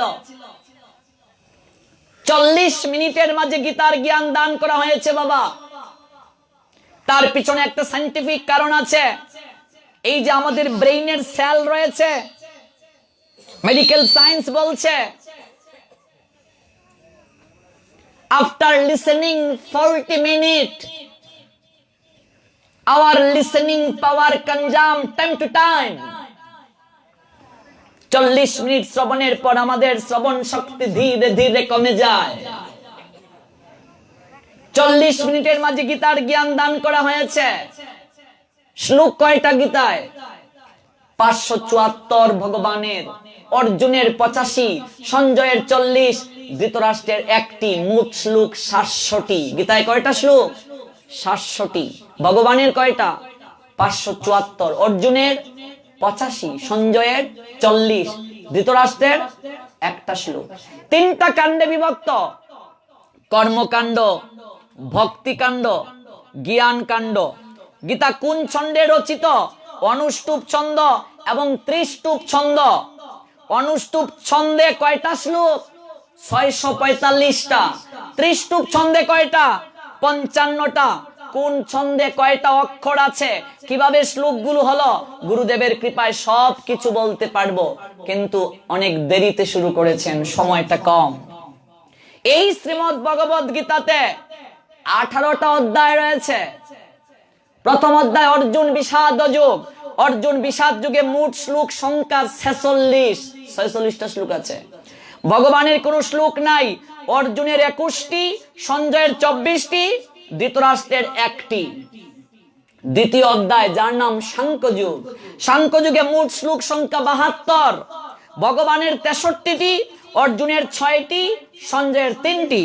তৃতীয় অধ্যায়ের নাম কর্মযুগ। মোট শ্লোক সংখ্যা 43। ভগবানের 40, অর্জুনের 3। চতুর্থ অধ্যায় জ্ঞান যুগ। মোট শ্লোক সংখ্যা হচ্ছে 42। ভগবানের 41টা, অর্জুনের 1টা। পঞ্চম অধ্যায়, যে অধ্যায়টার নাম কর্ম সন্ন্যাস যোগ, মোট শ্লোক সংখ্যা 29। ভগবানের 28টি, অর্জুনের 1টি। ষষ্ঠ অধ্যায় অভ্যাস যোগ। মোট শ্লোক সংখ্যা 47। ভগবানের 42টি, অর্জুনের 5টি। সপ্তম অধ্যায়, যে অধ্যায়ের নাম জ্ঞান বিজ্ঞান যোগ, মোট শ্লোক সংখ্যা 30। ভগবানেরই 30টা, আর কারণেই। অষ্টম অধ্যায় অক্ষর ব্রহ্মযোগ। মোট শ্লোক সংখ্যা 28টি। ভগবানের 26টি, অর্জুনের 2টি। নবম অধ্যায় যার নাম রাজবিদ্যা রাজগুহ্য যোগ। মোট শ্লোক সংখ্যা 34, কেবল ভগবানের, আর কারণে। দশম অধ্যায় যার নাম বিভূতি যুগ। মোট শ্লোক সংখ্যা 42। ভগবানের 35, অর্জুনের 7। একাদশ অধ্যায় যার নাম বিশ্বরূপ দর্শন যোগ। মোট শ্লোক সংখ্যা 55। ভগবানের 14টি, অর্জুনের 33টি, সঞ্জয়ের 8টি। দ্বাদশ অধ্যায় যার নাম ভক্তি যোগ। মোট শ্লোক সংখ্যা 20। ভগবানের 19, অর্জুনের 1টি। ত্রয়োদশ অধ্যায় যার নাম ক্ষেত্র বিভাগ যোগ। মোট শ্লোক সংখ্যা 35। ভগবানের 34টি, অর্জুনের 1টি। চতুর্দশ অধ্যায় যার নাম গুণত্রয় বিভাগ যোগ। মোট শ্লোক সংখ্যা 27। ভগবানের 26, অর্জুনের 1। পঞ্চদশ অধ্যায়, যার নাম পুরুষোত্তম যুগ, মোট শ্লোক সংখ্যা 20টি, ভগবানেরই 20টি, আর কারণেই। ষোড়শ অধ্যায়, যার নাম দৈবাসুর সম্পদ বিভাগ যুগ, মোট শ্লোক সংখ্যা 24, ভগবানেরই 24টি। সপ্তদশ অধ্যায়, যার নাম শ্রদ্ধাত্রয় বিভাগ যুগ, মোট শ্লোক সংখ্যা 28, ভগবানের 27, অর্জুনের 1টি। অষ্টাদশ অধ্যায়, যার নাম মোক্ষ যুগ, মোট শ্লোক সংখ্যা 78, ভগবানের 71, অর্জুনের 2টি, সঞ্জয়ের 5টি। এই হচ্ছে 700 শ্লোক। যদি সময় হয় গুরুদেবের কৃপায় 700 শ্লোকই বলা যাবে। ব্যাখ্যা করলে অনেক সময় লাগবে, একটা শব্দকে ব্যাখ্যা করলেও 3 ঘন্টায় শেষ হয় না। অনুষ্টুপ ছন্দে অক্ষর রয়েছে এবং ত্রিষ্টুপ ছন্দে অক্ষর রয়েছে। অনুষ্টুপ ছন্দে অক্ষর 32টি, ত্রিষ্টুপ ছন্দে 44টি। শ্রীমদ্ ভগবদ গীতায় ভগবান উবাচ আছে 28 বার, অর্জুন উবাচ আছে 22 বার, সঞ্জয় উবাচ 9 বার। শ্রীমদ্ ভগবদ গীতায় ভগবান শ্রীকৃষ্ণ অর্জুনকে 22টি নামে সম্বোধন করেছেন, 24 বার তিনি কৌন্তেয় বলেছেন এবং 38 বার পার্থ নামে সম্বোধন করেছেন। এই যে কুরুক্ষেত্রের যুদ্ধ, যে যুদ্ধে ভগবান কৃষ্ণ গীতার জ্ঞান অর্জুনকে দান করলেন, সেই কুরুক্ষেত্রের যুদ্ধে 18 অক্ষৌহিণী সৈন্য যোগ দিয়েছিল। 18 অক্ষৌহিণী সৈন্য সমান কত জানেন? কুরুক্ষেত্রের যুদ্ধে কত সৈন্য যোগ দিয়েছিল? গীতা বুঝতে গেলে আগে একটু মহাভারত সম্পর্কে ভালো করে জানতে হবে। আর মহাভারত মানে বাজারে যে পদ্মাকারে মহাভারত পাওয়া যায় তা নয়। গুরুদেবের কৃপায় আমার গৃহে 1 লক্ষ টাকার উপরে গ্রন্থ আছে। শুধু গ্রন্থ থাকলেই তো হবে না, রিসার্চ করতে হবে, পড়তে হবে। ম্যাক্সিমাম মানুষেরা মনে করে ধর্ম যারা পালন করে ওদের মনে হয় পড়াশোনা হয় না, ওদের মনে হয় পারিবারিক স্ট্যাটাস ভালো না। সারা বাংলাদেশ ঘুরে উপলব্ধি করলাম ম্যাক্সিমাম মানুষের মাঝে ধারণা ধর্ম যারা করে, সাধু যারা হয়, মনে হয় ফ্যাট ফালবার লাগিয়া সাধু হয়, খাইতে পারে না, একটা কইরা তো খাইতে হইব। ওদের মনে হয় পারিবারিক স্ট্যাটাস ভালো না, ওদের মনে হয় এডুকেশন, হ্যাঁ, সার্টিফিকেট, এগুলো মনে হয় ভালো না। ম্যাক্সিমাম মানুষেরা মনে করে। এই কথাটা সম্পূর্ণ ভুল। আজকে অনেক অনেক ভালো স্টুডেন্টরা যারা কলেজ ইউনিভার্সিটি থেকে ফার্স্ট ক্লাস পেয়ে বের হয়েছে, তারা আজকে ধর্মকে রিসার্চ করছে। ধর্ম পালন করলেও যে টাকা লাগবে না তা নয়, টাকা লাগবে, কিন্তু অর্থটা ভগবানের সেবার জন্য ব্যবহার করতে হবে। ভগবান আমাকে দিয়েছেন, ওই অর্থটা যেন ভগবত সেবার জন্য দিতে হয়, ভগবত সেবার জন্য লাগাতে হয়। আমরা প্রাতিষ্ঠানিক শিক্ষার সঙ্গে সঙ্গে ধর্মীয় শিক্ষাটাকে আমরা একেবারে বাদ দিয়ে দিয়েছি। এটা হচ্ছে সবচেয়ে বড় আমাদের একটা দুঃখজনক কথা। Institutional education is most important and impartial, but religious education is part and parcel. আপনি একটাকে বাদ দিয়ে কখনো আরেকটা কল্পনা করতে পারবেন না। হিন্দুদের মাঝে ধর্মীয় শিক্ষা প্রতিষ্ঠান নেই, ওরা জানবে কোথায় গিয়ে? সাধু সঙ্গেও আমাদের আসার তেমন সময় থাকে না, আমরা এগুলো কোথায় গিয়ে জানবো? এই যে একটা ধারণা যে ধর্ম পালন করলে, অনেক মা বাবার ধারণা থাকে সন্তান যদি ধর্ম পালন করে মনে হয় ভালো রেজাল্ট হবে না, সংসারে মনে হয় থাকবে না, মা বাবাকে মনে হয় খাওয়াবে না। এই ধারণা থেকে বের হয়ে আসুন। রুটিন মাফিক পড়াশোনা করলে অবশ্যই ভালো রেজাল্ট হয় এবং প্রত্যেক পিতামাতার কর্তব্য সন্তানকে ছোটবেলা থেকে ধর্ম পালনে সহায়তা করা, ধর্মীয় আচার অনুষ্ঠানকে প্রতিপালনের মাধ্যমে সন্তানকে ধর্মীয় শিক্ষা দেওয়া। নতুবা এমন একদিন সময় আসবে নিজের সংস্কৃতি আমরা ভুলে যেতে বসব। এই ভাবনাটা আমাদের হৃদয়ে মাঝে গভীর থেকে গভীরতর ভাবে লাভ করাতে হবে। আজকে আমার এই পর্যন্ত আসার পিছনে আমার মায়ের অবদান অনেক বেশি। আমার মা ছোটবেলা থেকে আমাকে বিভিন্ন জায়গায় নিয়ে যেতেন, বিভিন্ন সাধু সঙ্গে হরিকথার আসরে নিয়ে যেতেন, যার কারণে আজ এত দূর পর্যন্ত আসা। এবং স্কুলের শিক্ষার পাশাপাশি ধর্মীয় শিক্ষাটা আমার পরিবার থেকে আমি পেয়েছি। আমি তরুণ যারা আছে, যারা পড়াশোনা করছে, তাদের কাছে একটা রিকোয়েস্ট করব, পড়াশোনার পাশাপাশি একটু গীতাটা যেন আমরা পড়ি, একটু নিজের ধর্মটাকে যেন রিচার্জ করি। আর রুটিন মাফিক যদি আমরা পড়াশোনা করি, কখনো আমাদের পড়াশোনাও খারাপ হবে না, আর ধর্মটাকেও আমরা রিচার্জ করতে পারবো। আমরা যে সারাক্ষণ ধর্মের পশ্চাতে সময় দিচ্ছি, আমাদের তো লেখাপড়ায় কখনো বাদ হয়নি কিংবা খারাপ রেজাল্ট হয়নি। মাকে আমি কৃতজ্ঞতা জ্ঞাপন করি, আজকে মা যদি এই কার্যটা না করতেন, আমি এই মনুষ্য জীবনের উদ্দেশ্যটা কি বুঝতে পারতাম না। ভগবানকে ডাকার জন্যই যে মনুষ্য জন্ম লাভ করা, এটা বুঝতে পারতাম না। এটা পরিবার থেকে পেয়েছি। একটা কথা বলি, উদাহরণ, আমি যখন ক্লাস 5-এ প্রধানমন্ত্রী কর্তৃক পুরস্কার পেয়েছিলাম, ফার্স্ট ট্যালেন্ট বৃত্তি পেয়ে ট্যালেন্টের মাঝে প্রথম স্থান অধিকার করে প্রধানমন্ত্রী কর্তৃক পুরস্কার পেয়েছিলাম, আমার মা কেঁদে কেঁদে বললেন, বাবা জানিস না তুই কি পেয়েছিস? সারা বাংলাদেশে প্রধানমন্ত্রী কর্তৃক পুরস্কার 5ম শ্রেণীতে ট্যালেন্টের মাঝে প্রথম স্থান অধিকার করে। আজকে মাকে বলি, তার চেয়ে বড় পুরস্কার তুমি দিয়েছো, এই যে সাধু সঙ্গে আমাকে নিয়ে গিয়েছো, নতুবা ভগবানকে ভালোবাসতে পারতাম না। তো আমরা তো রেজাল্ট খারাপ করিনি, 5-এ বৃত্তি পেলাম, 8-এ বৃত্তি পেলাম, ফার্স্ট ক্লাস পেয়ে গ্রাজুয়েশন করলাম বাংলা সাহিত্যের উপর, মাস্টার্স করলাম, কই আমাদের তো রেজাল্ট খারাপ না। ধর্ম পালন করলে পড়াশোনা হয় না, এই ধারণা অভিভাবকদের যদি থেকে থাকে বাদ দিতে হবে। সন্তানকে ধর্ম পালনে সহায়তা করতে হবে। কতটুকু শিক্ষা দেই সন্তানকে, জানবে কি করে? আজকে ধর্মান্তরিত হচ্ছে মানুষ, নিজের ধর্মকে কিচ্ছুটি জানে না। এই জন্য আপনাদের সবার কাছে আমার একটা অনুরোধ, আপনারা গীতাতে প্রবেশ করুন, প্রতিদিন একটু গীতা পাঠটা করুন।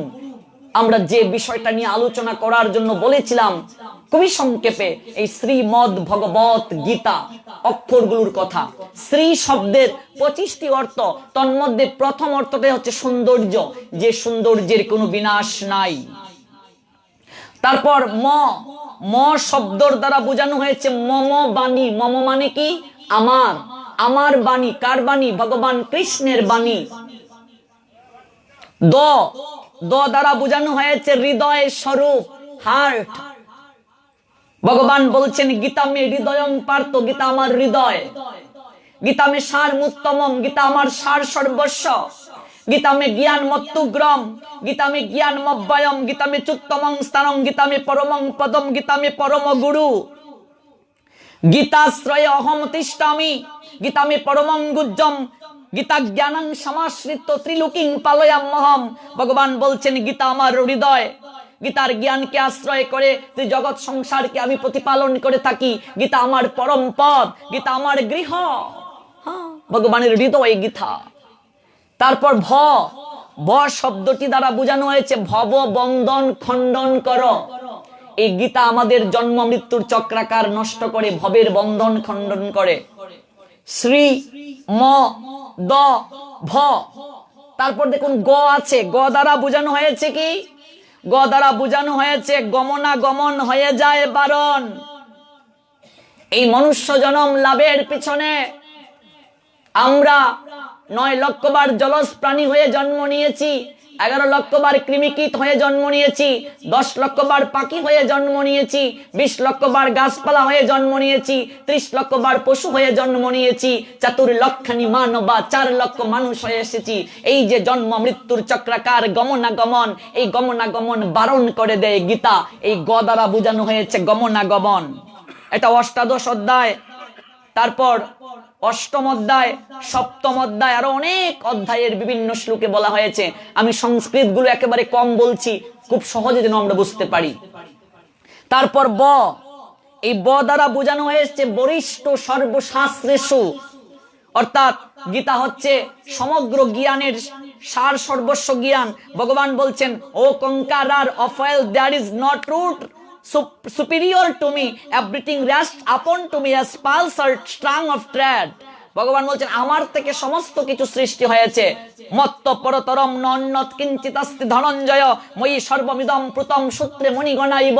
আমি থেকে বড় আর কেউ নেই, সূত্রে যেমন মণি সমূহ গাথা থাকে, তেমনি সমস্ত বিশ্ব আমাতে অতপ্রুতভাবে জড়িত থাকে। গ দ্বারা বোঝানো হয়েছে গমনাগমন হয়ে যায় বারণ। ব দ্বারা বোঝানো হয়েছে বরিষ্ঠ সর্বশাস্ত্রেষু। কেবল অর্থটা বলছি, ব্যাখ্যায় যাচ্ছি না। তারপর কি? এখানে ত দেওয়া হয়েছে, ভুল হবে, এটা দ হবে। দ দ্বারা বোঝানো হয়েছে, আমরা পূর্বেও বলেছি, দ দ্বারা এখানে বোঝানো হয়েছে হৃদয়ের স্বরূপ। এই হচ্ছে শ্রীমদ ভগবদ। এবার গীতা কি? গই ধাতু ত প্রত্যয় যুগে গীত শব্দটি এসেছে, আপ স্ত্রীলিঙ্গে গীতা, যার অর্থ হচ্ছে ভগবানের গান। ভগবানের গান হচ্ছে গীতা। কেমন গান? মুখনিসৃত গান। তুমি কেমন করে গান গাও হে গুণী, আমি অবাক হয়ে শুনি। এই গীতায় পার্থ সারথী গোবিন্দ আমার বংশীতে মুরলী বাজিয়েছেন, ভক্তের জন্য প্রাণ কাঁদছে তার, দরদ দিয়ে রোগ নিরাময় করার চেষ্টা করেছেন তিনি। অপূর্ব মধুর কথা অর্জুন শুনেছেন মন প্রাণ দিয়ে, মুখে তার কোনো কথা নেই, কেবল দু একটা জিজ্ঞাসা ছাড়া। বিষাদগ্রস্ত রোগী 18 অধ্যায় শেষে অনুভব করলেন তিনি সম্পূর্ণ সুস্থ। জীবনের বিশাল কর্মক্ষেত্রে আমরা সবাই পীড়িত, বিষাদিত, ভবরোগগ্রস্ত। আমাদের একটাই ঔষধ, ভগবদ গীতার দিব্য বাড়ি আস্বাদন করা। এই প্রতিদিন যদি কেউ গীতা পাঠ করে, ভগবান তাকে কি পুরস্কার প্রদান করেন? একটা দৃষ্টান্ত শ্রবণ করে আলোচনা আমরা বিশ্রামের পথে যাব। তৎকালীন সময়ে সুন্দরী দত্ত নামে একজন জজ সাহেব ছিলেন। যে সুন্দরী দত্তের অধীনে বিরাট মাধব নামে একজন দপ্তরি চাকুরি করত। এই কেদারনাথ মজুমদারের দিনাজপুরের ইতিবৃত্ত নামক গ্রন্থে এই দৃষ্টান্তটা আছে। বিরাট মাধবের মা 11 বছর বিয়ের পরও সন্তান লাভ করতে পারেননি। প্রতিদিন তাদের গৃহের পাশে একটা মন্দির ছিল, মাধবের মন্দির। মাধব কে বাবা? ভগবান কৃষ্ণের একটা নাম। মধু কৈটব নামক দৈত্যকে বধ করেছিলেন। ভগবানের নাম মাধব। মাধবের মন্দিরে গিয়ে এই হতভাগিনী নারী প্রতিদিন কেঁদে কেঁদে বলে, ওহে মাধব, নারী করে জন্ম দিয়ে পাঠিয়েছ, বিয়ের পর কোন নারী যদি মা না হতে পারে, নারী জীবনটা অপূর্ণ মনে হয়। তুমি আমাকে নারী করে পাঠালে, মা হওয়ার সুযোগ দিলে না। তাতেও তোমার কাছে আমার কোনো অভিযোগ নেই। যদি কোনোদিন আমাকে মাতৃত্বের স্বাদ দাও, আমার গর্ভে যেন একটা কৃষ্ণ ভক্ত সন্তান জন্ম হয়। ভাবাবিষ্ট বৈষ্ণব কবি বললেন, বাবা আবার যদি পাঠাও গবে কৃষ্ণ ভক্ত মায়ের ঘরে। কৃষ্ণ ভক্ত মায়ের ঘরে কেন? আমি জন্ম নিয়ে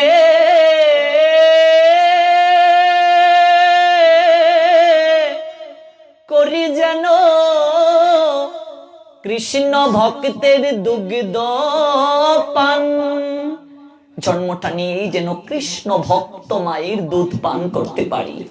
মা যদি ভক্ত হয়, স্তনের সঙ্গে ভক্তি রসামৃত যাবে, আর সেই ভক্তির দ্বারা হৃদয় আন্দোলিত হয়ে হৃদয় কৃষ্ণ কৃষ্ণ বলে নেচে উঠবে।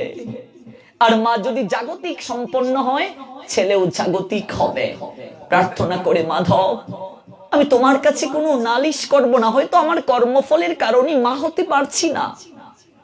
একটি বার যদি আমাকে মা হওয়ার সৌভাগ্য দাও, যেন কৃষ্ণ ভক্ত একটা সন্তানের মা হতে পারি। ভগবানের নাম ভাবগ্রাহী জনার্দন ভক্তের হৃদয়ের ভাবকে ভগবান উপলব্ধি করে পূরণ করেন। ভগবান দুটি জিনিস সহ্য করতে পারেন না বাবা। এক, অহংকার ভগবান সহ্য করতে পারেন না। অহংকারের আরেকটা নাম হচ্ছে দর্প। ভগবানকে বলা হয় দর্পহারী। অহংকার যে করে ভগবান তাকে চূর্ণ করেন। আরেকটা জিনিস ভগবান সহ্য করতে পারেন না, ভক্তের নয়নের জল ভগবান কখনো সহ্য করতে পারেন না। যে ভক্ত নয়ন জলে ভগবানকে ডাকে, ভগবান তার ডাক না শুনে থাকতে পারে না। এই জন্যই তো অদ্বৈত আচার্য নয়ন জলে গোলকের গোলকপতি ভগবানকে ভুলুকে মহাপ্রভু নামে নামিয়ে এনেছিলেন। গৌর হরি অদ্বৈতের কাছে এসে বলেছিলেন, হরে নেড়া। নেড়া মানে যে ভগবানের আসনকে নাড়িয়ে দিয়েছিল। হরে তোর ডাকে আমি কিরোদ সাগরে থাকতে পারিনি রে, আমাকে চলে আসতে হলো তোর কাছে প্রভু গো। এই কলিহত জীবের দুঃখ দুর্দশা দেখে তোমাকে আপন মনে ডেকেছি, তুমি যদি না আসো ওদের উদ্ধার কি করে হবে? নয়ন জলার তুলসী দিয়ে গোলকের গোলকপতিকে নামিয়ে আনলেন। তুলসী পত্রের এতটা ক্ষমতা। নয়ন জলে কেঁদে কেঁদে সেই দুঃখিনী নারী ভগবান মাধবের কাছে বলে, মাধব আমি যেন কৃষ্ণ ভক্ত সন্তানের মা হতে পারি। কিছুদিন পরই সেই নারীর দেহের মাঝে মাতৃত্বের লক্ষণ প্রকাশিত হলো।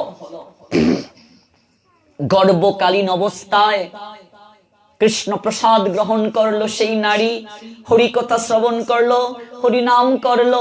গর্ভকালীন অবস্থায় সুসন্তান লাভ করতে গেলে কি কি কার্য করতে হয় আমাদের শাস্ত্রে আছে, আমরা অনেকেই এগুলো জানি না। আমরা বলি সন্তানটাকে মানুষ করতে পারলাম না। মানুষ যা করার মায়ের পেটেই হয়ে যায়, পেট থেকে বের হলে আর সহজে মানুষ করা যায় না। অভিমন্যু মায়ের পেট থেকে চক্রবুহে যাবার রাস্তা জেনেছিলেন, মা ঘুমিয়ে গিয়েছিল, সুভদ্রা বের হবার রাস্তা জানতে পারলেন না।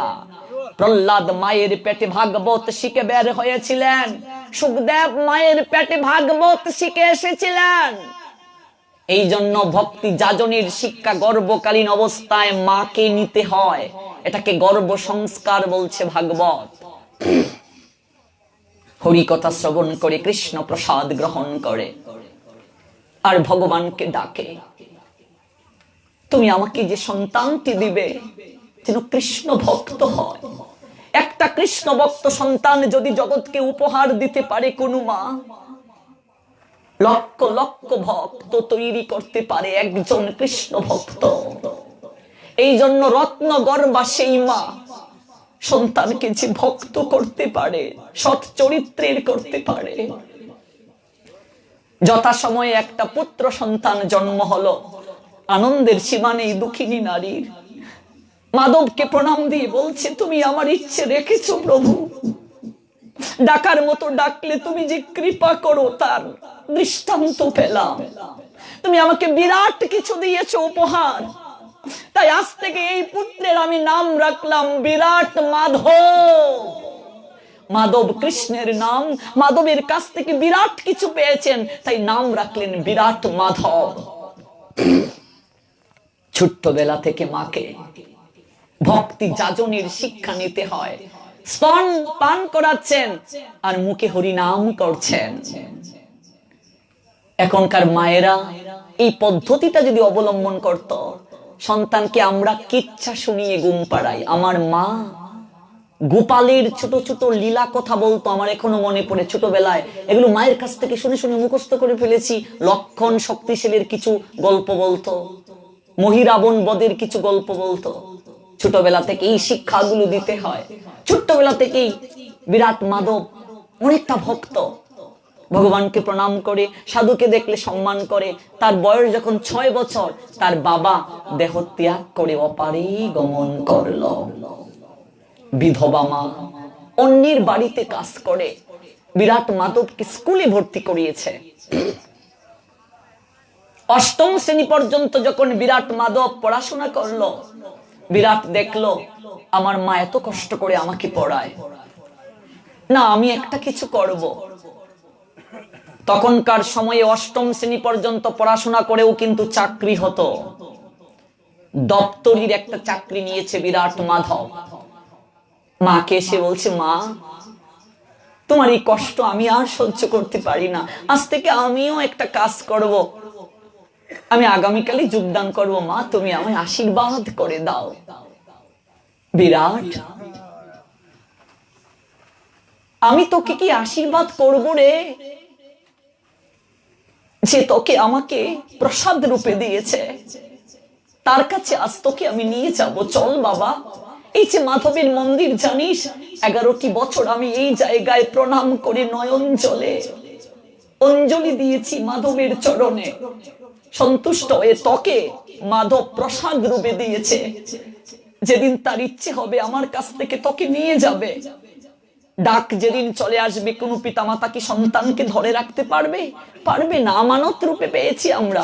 বাবা তোকে একটা কথা বলি, আজ তুই অফিসে প্রথম যাচ্ছিস, আমাকে যদি দুবেলা দুমুঠো খাবার নাও দেশ, আমার কোনো দুঃখ হবে না। বাবা বিরাট, ভগবানের সেবা কোনোদিন বন্ধ রাখিস না বাবা। প্রতিদিন তুই ভগবানের সেবা দিবি, 1 অধ্যায় গীতা পাঠ করে অফিসে যাবি।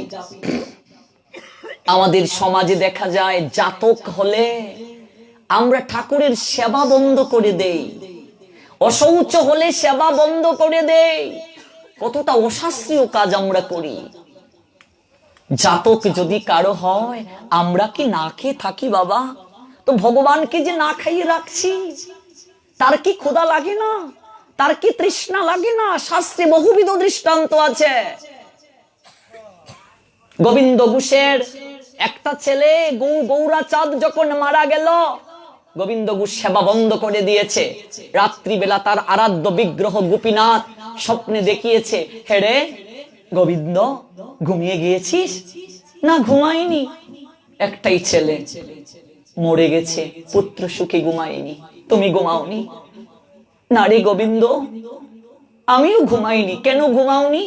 ভগবান বিগ্রহ থেকে বলছেন, পেটে যদি কারো ক্ষুধা থাকে, চোখে কি ঘুম আসে?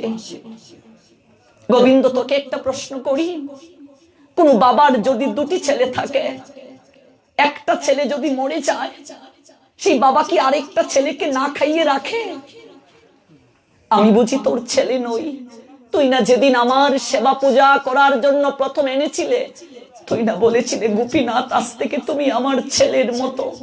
তোর একটা ছেলে মরলো, তাই বলে আমাকে না খাইয়ে রাখছিস? আমার কি ক্ষুধা লাগে না? আমার কি তৃষ্ণা লাগে না? তুমি আমার ছেলে না, আমি যদি মরি তুমি আমার শেষকৃত্য করবে? ভগবান বলছেন, একবার ভেবেই দেখ করি কি করি না। সেই দিন থেকে গোপীনাথ ভগবত সেবা দিতে শুরু করলো।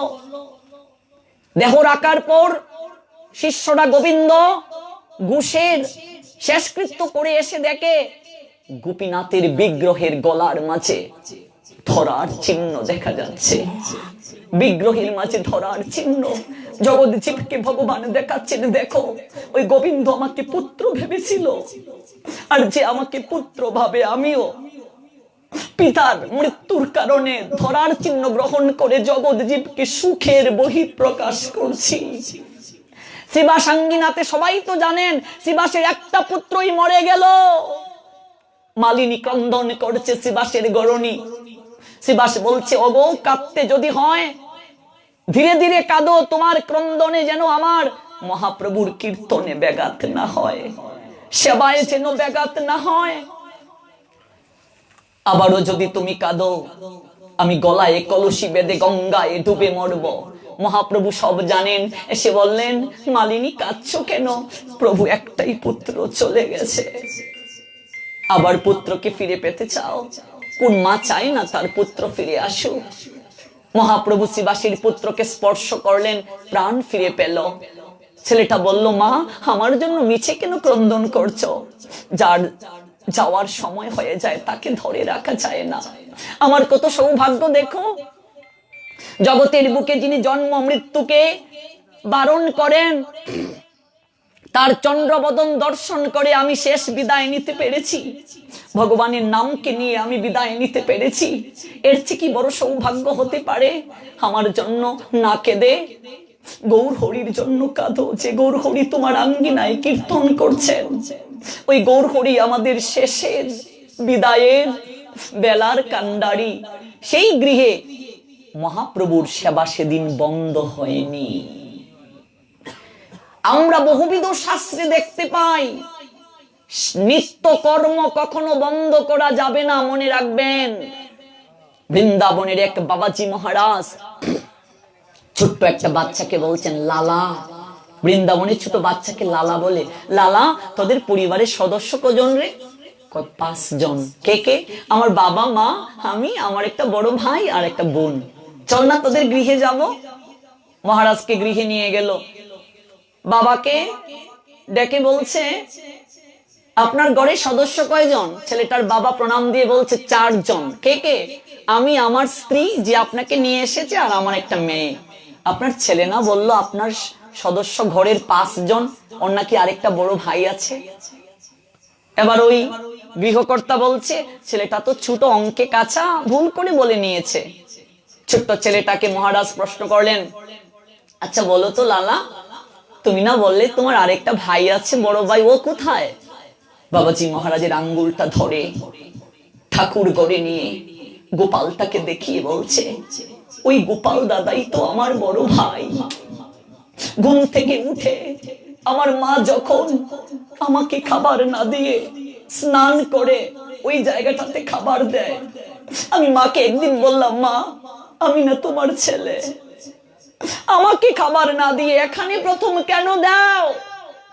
আমার মা সেদিন আমাকে জড়িয়ে ধরে বলল, হেরে কুখা, তুই যেমন আমার ছেলে, ওই গোপালও আমার বড় ছেলে রে। তোর তো ক্ষুধা লাগলে তুই বলতে পারিস, ও মা আমার ক্ষুধা লেগেছে। তোর তো তৃষ্ণা লেগে বলতে পারিস, আমার তৃষ্ণা লেগেছে। ওই গোপাল ছেলে আমার বুবা, ও ক্ষুধা লাগলেও বলতে পারে না, তৃষ্ণা লাগলেও বলতে পারে না। আর যে ছেলেটা কথা বলতে পারে না, মায়ের তো সেই ছেলেটার প্রতি বেশি নজর থাকে। আমরা আজও ভগবানকে আমাদের পরিবারের সদস্য ভাবতে পারিনি। যদি ভাবতে পারতাম, নিত্য কর্ম কখনো বন্ধ করতাম না। বৃন্দাবনের বাবাজি মহারাজ ছেলেটাকে কুলে নিয়ে বলছেন, পুত্র, পুত্র রে, আমার এতটা বয়স হয়ে গেল, আজও ভগবানকে আমার পরিবারের একজন ভাবতে পারলাম না। তুই ভগবানকে তোর ভাই ভেবে নিয়েছিস। তুই আমার বয়সে ছোট হলেও আমি আজ তোকে একটা প্রণাম নিবেদন করছি। ভগবান যেন আমাকে এই কৃপা করেন, আমিও যেন তাকে এমন করে ভালোবাসতে পারি। এই যে পরিবারের সদস্য ভাবা। আজকে বিরাটের মা বলছেন, আমাকে যদি দুবেলা খাবার না দেশ, ভগবানের সেবা বন্ধ করিস না, প্রতিদিন 1 অধ্যায় গীতা পাঠ করে যাবি। দেখবি বাবা, সকালবেলা যখন গীতা পাঠ করবি, সারাটা দিন তোর ভালো যাবে। মায়ের আদেশকে রক্ষা করে বিরাট মাধব ভগবানকে সেবা দিয়ে 1 অধ্যায় গীতা পাঠ করে অফিসে যায়। অনেকদিন দেরি হয়ে যায়। তার বস অর্থাৎ জজ সাহেব সুন্দরী দত্ত অনেকটা রেগে থাকেন তার প্রতি। ঠিক সময়ে যদি অফিসে না আসতে পারো, চাকরি ছেড়ে যাও, ঠিক মতো কেন আসতে পারো না? বিরাট সব দুঃখ ভগবানের চরণে দিয়ে বলে, আমি সব দুঃখ সহ্য করতে পারবো ঠাকুর, তোমাকে ভুলে আমি থাকতে পারবো না। তুমি যদি আমাকে কোনোদিন কষ্ট দাও, আমি এটা সহ্য করতে পারবো না।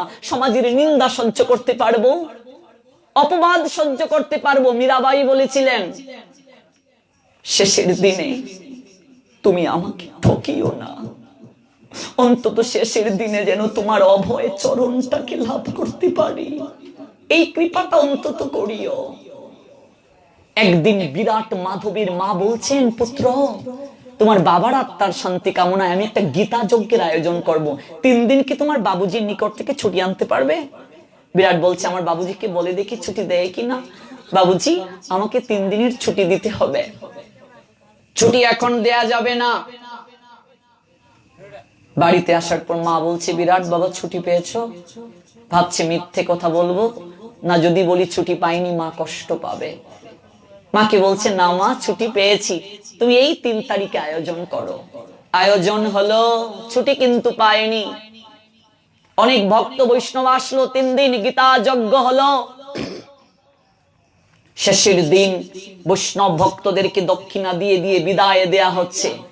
বিরাট মাধবের চোখ বেয়ে ঝরঝর করে জল ঝরছে, কারণ জগতের বুকে সবচেয়ে বড় বিরহ বাবা, সাধু সঙ্গ থেকে যদি কেউ বঞ্চিত হয়ে যায়। কৃষ্ণ ভক্তের সঙ্গ থেকে বঞ্চিত হওয়া সবচেয়ে বড় দুঃখ। বিরাটের মা বলছে, বাবা বিরাট কাঁদছিস কেন রে? মা এই 3টা দিন কত আনন্দে কাটিয়েছিলাম, আজ সবাই চলে যাচ্ছে, বাড়িটা কেমন জানি শূন্য শূন্য লাগছে। গৌরহরি রায় রামানন্দকে বলেছিলেন, রায় জগতের দুঃখ কি? কৃষ্ণ ভক্তের সঙ্গ থেকে বঞ্চিত হওয়ার মতো দুঃখ আর কেউ নেই। শিবাসাঙ্গিনাতে কীর্তন যখন বন্ধ হয়েছিল, মহাপ্রভু ভক্তদেরকে বিদায় দিতে পারতেন না, কাঁদতেন নজর ধারায়। কারণ ভক্তদেরকে বিদায় দিতে গিয়ে হৃদয়ে যেন ভেঙ্গে যেত, অন্তর গুমড়ে গুমড়ে কেঁদে উঠত। বিরাট মাধব নয়ন জলে বিদায় দিলেন। মা আরেকটা কথা, বাবুজি আমাকে 3 দিন ছুটি দেয়নি, আমি তোমার নিকট মিথ্যে কথা বলেছি। আমার মন বলছে চাকরিটা আর থাকবে না। মা কি বলছিস বিরাট, তোর বাবুজি ছুটি দেয়নি? না মা ছুটি দেয়নি। যা বাবা যা, আমি তোকে আশীর্বাদ করছি চাকরিটা থাকবে, তবে অবশ্যই তোর বাবুজির কাছ থেকে ছুটি নিয়ে তোর অনুষ্ঠানটা করা উচিত ছিল। আমার মন বলছে মাধব তোর চাকরিটা রাখবে। মাকে প্রণাম দিয়ে বিরাট পরদিন অফিসে গেল। রাস্তায় যেতে যেতে ভাবছে আমার মা কতটা অধিকার বিশ্বাস নিয়ে বলছে চাকরিটা থাকবে। চাকরিটা যদি না থাকে মাধব, আমার মায়ের বিশ্বাস ভেঙে যাবে, জগতের সবাই তোমার নামের প্রতি বিশ্বাস হারাবে। জানি শুদ্ধ ভক্তের মনের ইচ্ছা তুমি পূরণ করো, জানি না ভক্ত হতে পেরেছি কিনা, কিন্তু এটা জানি আমি তোমাকে অনেক ভালোবাসি মাধব। অফিসে গিয়ে মনে মনে ভাবছে যশ সাহেব বাবুজির চরণ জড়িয়ে ধরে কেঁদে কেঁদে বলবো, বাবুজি চাকরিটা থাকবে তো? চাকরিটা যদি না থাকে আমার মাধবের সেবা পূজা বন্ধ হয়ে যাবে, আমার মাকে নিয়ে রাস্তায় দাঁড়াতে হবে। মনে মনে ভাবছে। যশ সাহেব একটা ঝুলন্ত চেয়ারে বসে ঝোল খাচ্ছে। হঠাৎ বিরাটের দিকে তাকিয়ে বলছে, বিরাট 1 গ্লাস জল নিয়ে আয় তো। 1 গ্লাস জল নিয়ে বাবুজির পাশে দাঁড়িয়ে বলছে, বাবুজি এই নেন জল। বাবুজি আমার চাকরিটা থাকবে তো? আমি যে 3 দিন অফিসে আসিনি, আমার চাকরিটা যদি না থাকে আমার মাধবের সেবা বন্ধ হয়ে যাবে। কি বলছিস? 3 দিন অফিসে তুই আসিসনি? কি বলছিস? হে বাবুজি, আমার বাবার আত্মার শান্তি কামনায় 3 দিন গীতা যজ্ঞের অনুষ্ঠান ছিল। আপনি যখন ছুটি দেননি, আমি মাকে মিথ্যে বলেছিলাম আপনি ছুটি দিয়েছেন, মা মনে কষ্ট পাবে, বিধবা মা। চাকরিটা থাকবে তো বাবু? বিরাট তুই বলছিস অফিসে আসিসনি, তুই তো 3 দিন অফিসে এসেছিলে। আমি অফিসে আসিনি, আপনি বলছেন আমি অফিসে এসেছি। কি বলছেন বাবু? জগতের ধনীরা গরিবদেরকে তাচ্ছিল্য করে জানতাম, এমন করে তাচ্ছিল্য করে জানতাম না।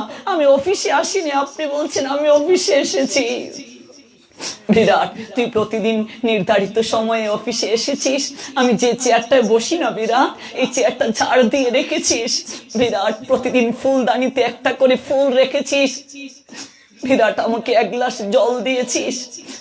আরেকটা কাজ বিরাট, যা তোর চাকরি জীবনে কোনোদিন করিসনি, আমার জুতাগুলো তুই পরিষ্কার করে দিয়েছিস।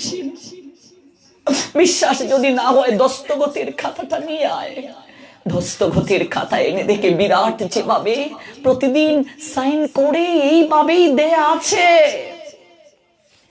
আছাড়ি খেয়ে মাটিতে পড়লো বিরাট, বাবুজির দুটি চরণ জড়িয়ে ধরে বিরাট বলছে, বাবু, ও বাবু, আপনি 3 দিন যাকে দেখেছেন সে আমি নই। আমার রূপে আপনি যাকে দেখেছেন সে আমার অনাদির আদি গোবিন্দ মাধব। আমার জন্য সে চাকরের ভূমিকায় কাজ করেছে না। বাবু, আপনার মতো ভাগ্যবান হয় না। একটিবার আমাকে প্রেম আলিঙ্গন দান করে আপনার পরশ পেলে আমার হৃদয়েও ভক্তি জাগ্রত হবে। একটিবার আপনার চরণ ধুলিকে আমায় প্রদান করুন। আপনি যাকে দেখেছেন সে আমি না, সে আমার মাধব, সে আমার অনাদির আদি গোবিন্দ। কি বলছিস রে বিরাট? হ্যাঁ হ্যাঁ বাবুজি, আমি আসিনি। জানিস বিরাট, আমি এই 3 দিন তোর দিকে যখন তাকিয়েছিলাম আমি তো তুই ভেবেছি এত সুন্দর উজ্জ্বল আভা শরীর থেকে নির্গত হয়েছে। আমি যতবার তোর দিকে তাকিয়েছি, বারবার তোর দিকে তাকিয়ে থাকতে ইচ্ছে হচ্ছিল। মনে হচ্ছিল এই রূপটা দেখার জন্য আমি যুগ থেকে যুগান্তর অপেক্ষা করেছিলাম। আমার হৃদয়ে মাঝে এরকম ইচ্ছে জেগেছিল, এই রূপ আমি কতদিন দেখিনি। হেরে বিরাট, এই 3 দিন তোর রূপে তাহলে কি আমি ভগবানকে দর্শন করেছি? বিরাট মাধব চরণ ধুলি দিয়ে এবং নিচে কিছুটা লেপন করে বাড়িতে চলে এসে মায়ের চরণে কেঁদে কেঁদে বলছে, ও মা, তুমি ঠিকই বলতে, অনন্য চিন্তয়ন্ত মম যে জনা পর্যুপাসতে তেষম নিত্যায় অভিযুক্তানাম যুগস ক্ষেম বহামি অহম। অনন্য চিত্তে পরিপূর্ণ ভক্তি সহকারে যারা ভগবানের আরাধনা করে, ভগবান তার যুগার ক্ষেম দুটিকে বহন করেন। জানো মা, আমি এতটা অপরাধী, ভগবান আমার হয়ে 3 দিন দপ্তরের চাকরি করেছে মা। আমি নাকি 3 দিন অফিসে গিয়েছি। ও মা, আমি পরম সৌভাগ্যবান, তোমার মতো কৃষ্ণ ভক্তিমতী মায়ের গর্ভে জন্ম নিয়েছিলাম। এই কথাটা বলে চরণ দুটি জড়িয়ে দূরে বিরাট মাধব অজুর ধারায় ক্রন্দন করছেন। হঠাৎ দূর থেকে একজন ডেকে উঠলো, বাবা বিরাট। তাকিয়ে দেখে এই সেই যশ সাহেব সুন্দরী দত্ত, যে কোট প্যান্ট পরে ঝুলন্ত চেয়ারে বসে ঝুলকেত, দামি শাল গায়ে দিত, চাদর গায়ে দিত, একটা ধুতি পরে এসেছি বাবা, গায়ে একটা উত্তরীয়, কাঁধে একটা ভিক্ষার ঝুলি। বাবুজি, আপনার গায়ে এই কেমন পোশাক, এই কাঙ্গালের বেশ কেন ধরলেন? হেরে বিরাট, ভগবান যদি আমার চাকর হতে পারে রে, এই দুর্লভ মনুষ্য জীবন লাভ করে আমি তো একদিন ভগবানের চাকর হতে পারিনি। বাকিটা জীবন ভগবানের চাকর হওয়ার জন্য তোর কাছে চলে এসেছি বাবা। এই মাধবের মন্দিরের সেবা করার আমাকে সুযোগ করে দে। বল বাবা বিরাট, আমি প্রতিদিন বৃক্ষ থেকে পুষ্প তুলে এনে মালা গেঁথে তোর হাতে দেব, তুই মাধবের গলায় পরিয়ে দেবে। আমি আর গৃহে ফিরে যেতে চাই না। কৃষ্ণ ভক্তি হৃদয়ে জাগ্রত হয়ে গেছে। আর বাবা বিরাট, তোর মতো কৃষ্ণ ভক্তের মাকে একটিবার প্রণাম দিতে এসেছি, যে তোর মতো ভক্তকে গর্বে ধারণ করেছে।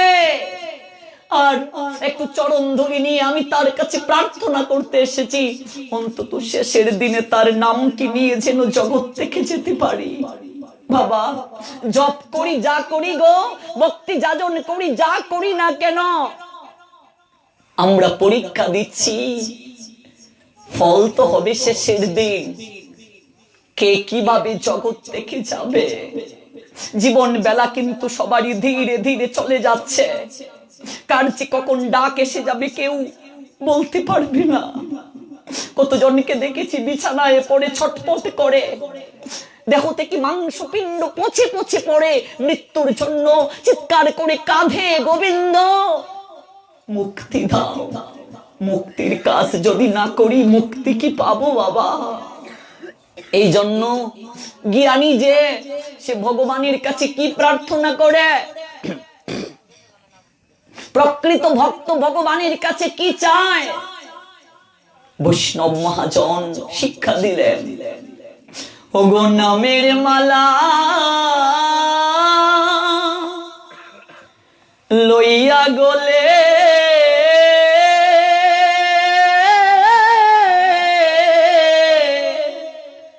আমি ভাসি যেন নয়ন,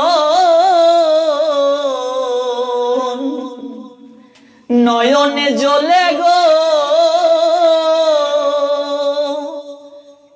নামের মালা,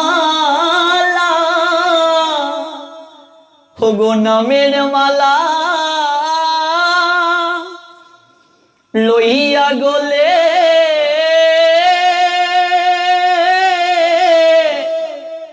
আমি ভাসি যেন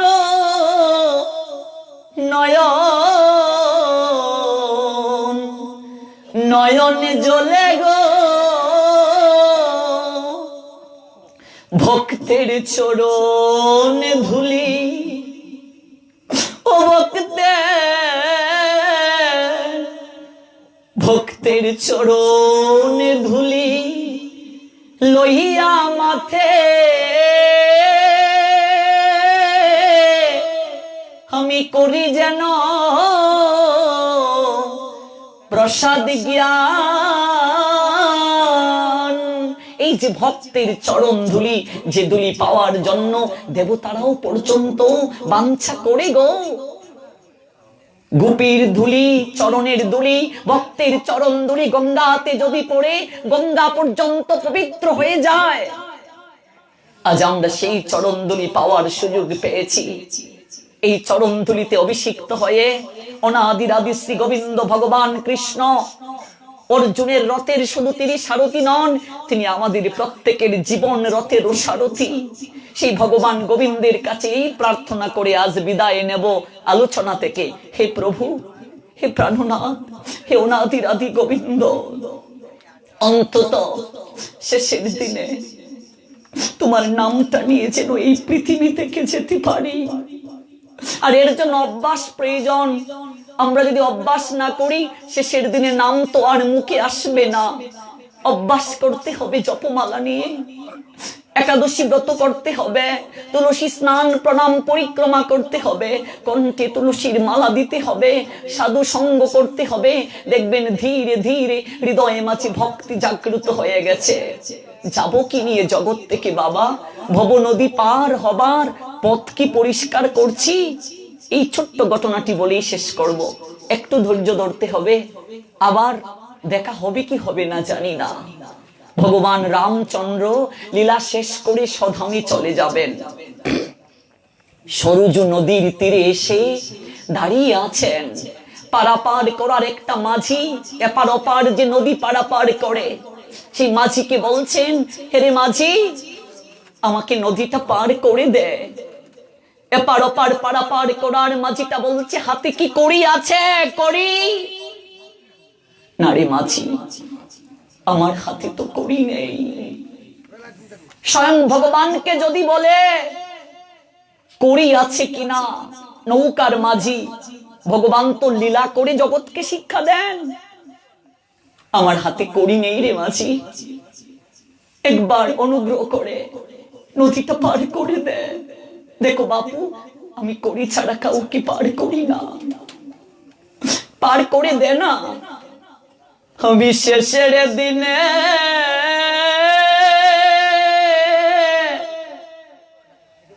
মিটিয়ে দেব, আমি শেষের দিনে এই পাওনাটা মিটিয়ে দেব। অবাক হয়ে গেল মাঝি। শেষের দিনে তো ভগবান ছাড়া কারো পক্ষে এরকম ভবনদী পার করার কথা বলতে পারে না। তুমি কে? আমি আমি কেউ না, আমাকে একটু নদীটা পার করে দে। মাঝির আর বুঝার বাকি রইল না। তোমার হাতে করি নেই, আজ তুমি আমার নৌকায় এসে উঠেছ, কড়ি ছাড়া তোমাকে পার করে দেব। সবাইকে কড়ি ছাড়া পার করিস না মাঝি, আমাকে কেন করবি? কারণ তুমিও মাঝি, আমিও মাঝি। তুই না মাঝি এপার ওপার পারাপার করিস, আমি কি করে মাঝি রে? সবার কাছে তুমি তোমার স্বরূপকে লুকিয়ে রাখলেও আমার কাছে তুমি ধরা পড়ে গেছো। আমার মন বলছে তুমি শেষের দিনে পার গাঠার মাঝি। আমি আজ তোমাকে কড়ি ছাড়া এই নদী পার করিয়ে দিচ্ছি। শেষের দিনে যেদিন আমি স্ত্রী পুত্র কন্যা পরিবার পরিজন সবাইকে ছেড়ে ভব নদীর তীরে গিয়ে একা একা দাঁড়াবো, সেদিন তুমি আমার বান্ধব হইও। সেদিন তুমি নিচে মাঝি হয়ে বৈঠাবে আমাকে তোমার চরণ তরিতে তুলে ভব নদীটা পার করে দিও। সংসারে কেউ কারো নয় বাবা, মিছে কেবল অভিনয় করছি। আমার স্ত্রী, আমার পুত্র, আমার কন্যা যেতে যেদিন হবে কাউকে সঙ্গে নেওয়া যাবে না, যাবেও না। বৈষ্ণব মহাজন এই কারণে বললেন, এ সংসার তো ছলনাময়ী রে, মিছে ভবে আশারে, কেবল ক্ষণিকেরই ভোগ লালসা, মিছে চাওয়া পাওয়ারে। সেদিন একা একা উড়ে যেতে হবে, সেই দিনটা সবার আসবে। ওরে সঙ্গে কেহ নাহি যাবে, সেদিন একা একা যেতে হবে। ওরে বাই বলো বন্ধু বলো রে,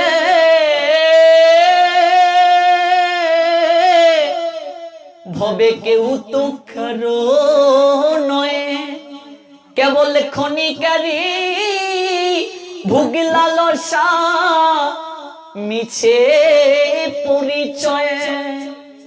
তাহলে আমাদের কি করতে হবে? ওরে সময় থাকতে ভক্তের সঙ্গ ধরো, সময় থাকতে ভক্তের সঙ্গ করতে হবে। এখন সময় হয়নি, পরে করব, এই কথা বলে বলেই জীবন কাটিয়ে দিলাম। যেখানে সাধু সঙ্গ হবে আপনারা সেই জায়গায় যাবেন, হরি কথা শ্রবণ করবেন, একটু গীতাটা পাঠ করবেন, সংস্কৃত না পারলে বাংলা অনুবাদ পড়বেন, একটু তুলসীকে স্নান প্রণাম পরিক্রমা করবেন, কণ্ঠে মালাটা দেবেন, একাদশী ব্রত করবেন, হরিনাম করবেন। আবার যদি কোনোদিন আসার সৌভাগ্য হয় আমরা বিস্তারিত কথা শ্রবণ করব। আমার এই কথাতে যদি কারো হৃদয়ে বিন্দু বিসর্গ দুঃখের সঞ্চার হয় কিংবা কারো হৃদয়ে আঘাত দিয়ে থাকি, আপনারা আমাকে অধম জেনে মার্জনা করবেন, আশীর্বাদ করবেন। জগতে যতদিন থাকি বাবা সাধু সঙ্গে যেন থাকতে পারি, ভগবানের নামের সঙ্গে যেন থাকতে পারি। প্রকৃতির বিধান অনুযায়ী যেদিন দেহ ছেড়ে প্রাণ পাখি চলে যাবে সেদিন যেন একটিবার কৃষ্ণের নামটাকে নিয়ে জগৎ থেকে যেতে পারি। কেননা ভগবান বলছেন যে যে ভাব নিয়ে মৃত্যুবরণ করে ওই ভাবটাই তার প্রাপ্ত হয়। ভরত মহারাজ হরিণের বাচ্চার কথা চিন্তা করে করে মরলেন, পরবর্তী জন্মে হরিণ হয়ে জন্ম নিলেন। আপনারা ভক্ত, আপনারা বৈষ্ণব, আশীর্বাদ করবেন যেন কৃষ্ণ নাম মুখে উচ্চারণ করে শেষ বিদায় হয়। আপনাদের সবার মঙ্গল হোক, এই নবযুবক গীতা সঙ্গের মঙ্গল হোক। এই গ্রামে একটা মন্দির নেই, যদি একটা মন্দির থাকতো আরো ভালো হতো। পরস্পর শুনলাম যে এখানে একটা মন্দিরেরও প্রক্রিয়া চলছে। খুবই সন্তুষ্ট হয়েছি। একটা বসার জায়গা হয়েছে, একটা প্রণাম দেওয়ার জায়গা হয়েছে বা হবে। এই আমি হয়তো প্রথম যারা আমার সঙ্গে দেখা করেছেন এই হরি কথার এখানে আস্বাদন করার সুযোগ পেয়েছি। আমি অত্যন্ত ধন্যবাদ এবং কৃতজ্ঞতা জ্ঞাপন করছি সেই সকল ভক্তদেরকে যারা এমন একটা চমৎকার উদ্যোগ নিয়েছেন। শ্রী আর.এস. দাস দিলীপ যিনি শিক্ষক, উনি সহ শ্রী চন্দ্র সেন দাস সাধারণ সম্পাদক সহ আরো যারা এই কমিটি বা পরিবারের সঙ্গে যুক্ত থেকে সবার সহযোগিতায় এই মন্দির অবকাঠামো নির্মাণের জন্য মনস্থির করেছেন, আপনারা সবাই সহযোগিতা করে চমৎকার ভাবে ভগবানের থাকার, আমাদের প্রণাম দেওয়ার একটা ক্ষেত্র তৈরিতে প্রয়াসী হন। সবার মঙ্গল হোক। আজকের মতো এখানেই বিশ্রাম টানছি কথার। আবার যদি কোনোদিন আসি বিস্তারিত শ্রবণ করব। গঙ্গা গীতা ছ সাবিত্রী সীতা সত্যা পতিব্রতা ব্রহ্মাবলী ব্রহ্মবিদ্যা ত্রিসন্ধ্যা মুক্তি গেহিনী অর্ধমাত্রেরা চিতানন্দা ভবগ্নি ভ্রান্তি নাশিনী বেদত্রয়ী পরানন্দা তথার্থ জ্ঞান মঞ্জুরি ইতি তানি জপে নিত্যং নর নিশ্চল মানস জ্ঞান সিদ্ধিং লবে নিত্যং তথান্তে পরমং পদম। হরি ওম তৎসৎ ওম তৎসৎ ওম তৎসৎ যৎকারং পরিভ্রষ্টং মাত্রাহীনং চ যদ্ভবেৎ পূর্ণং ভবতু তৎসর্বং তৎপ্রসাদাৎ জনার্দন। হরে কৃষ্ণ কৃষ্ণ কৃষ্ণ হরে হরে হরে রাম রাম রাম হরে হরে হরে কৃষ্ণ কৃষ্ণ কৃষ্ণ হরে হরে হরে রাম রাম রাম হরে হরে হরে কৃষ্ণ কৃষ্ণ কৃষ্ণ হরে হরে হরে রাম রাম রাম হরে হরে। বাঞ্ছা কল্পতরুভ্যশ্চ কৃপা সিন্ধু ভয়বচ পতিতানাং পাবনেভ্যো বৈষ্ণবেভ্যো নমো নমঃ। সবে হও সুখী সবে হও নিরাময় ভক্তের মনোবাঞ্ছা পূর্ণ করো হে দয়াময়। জয় গৌর।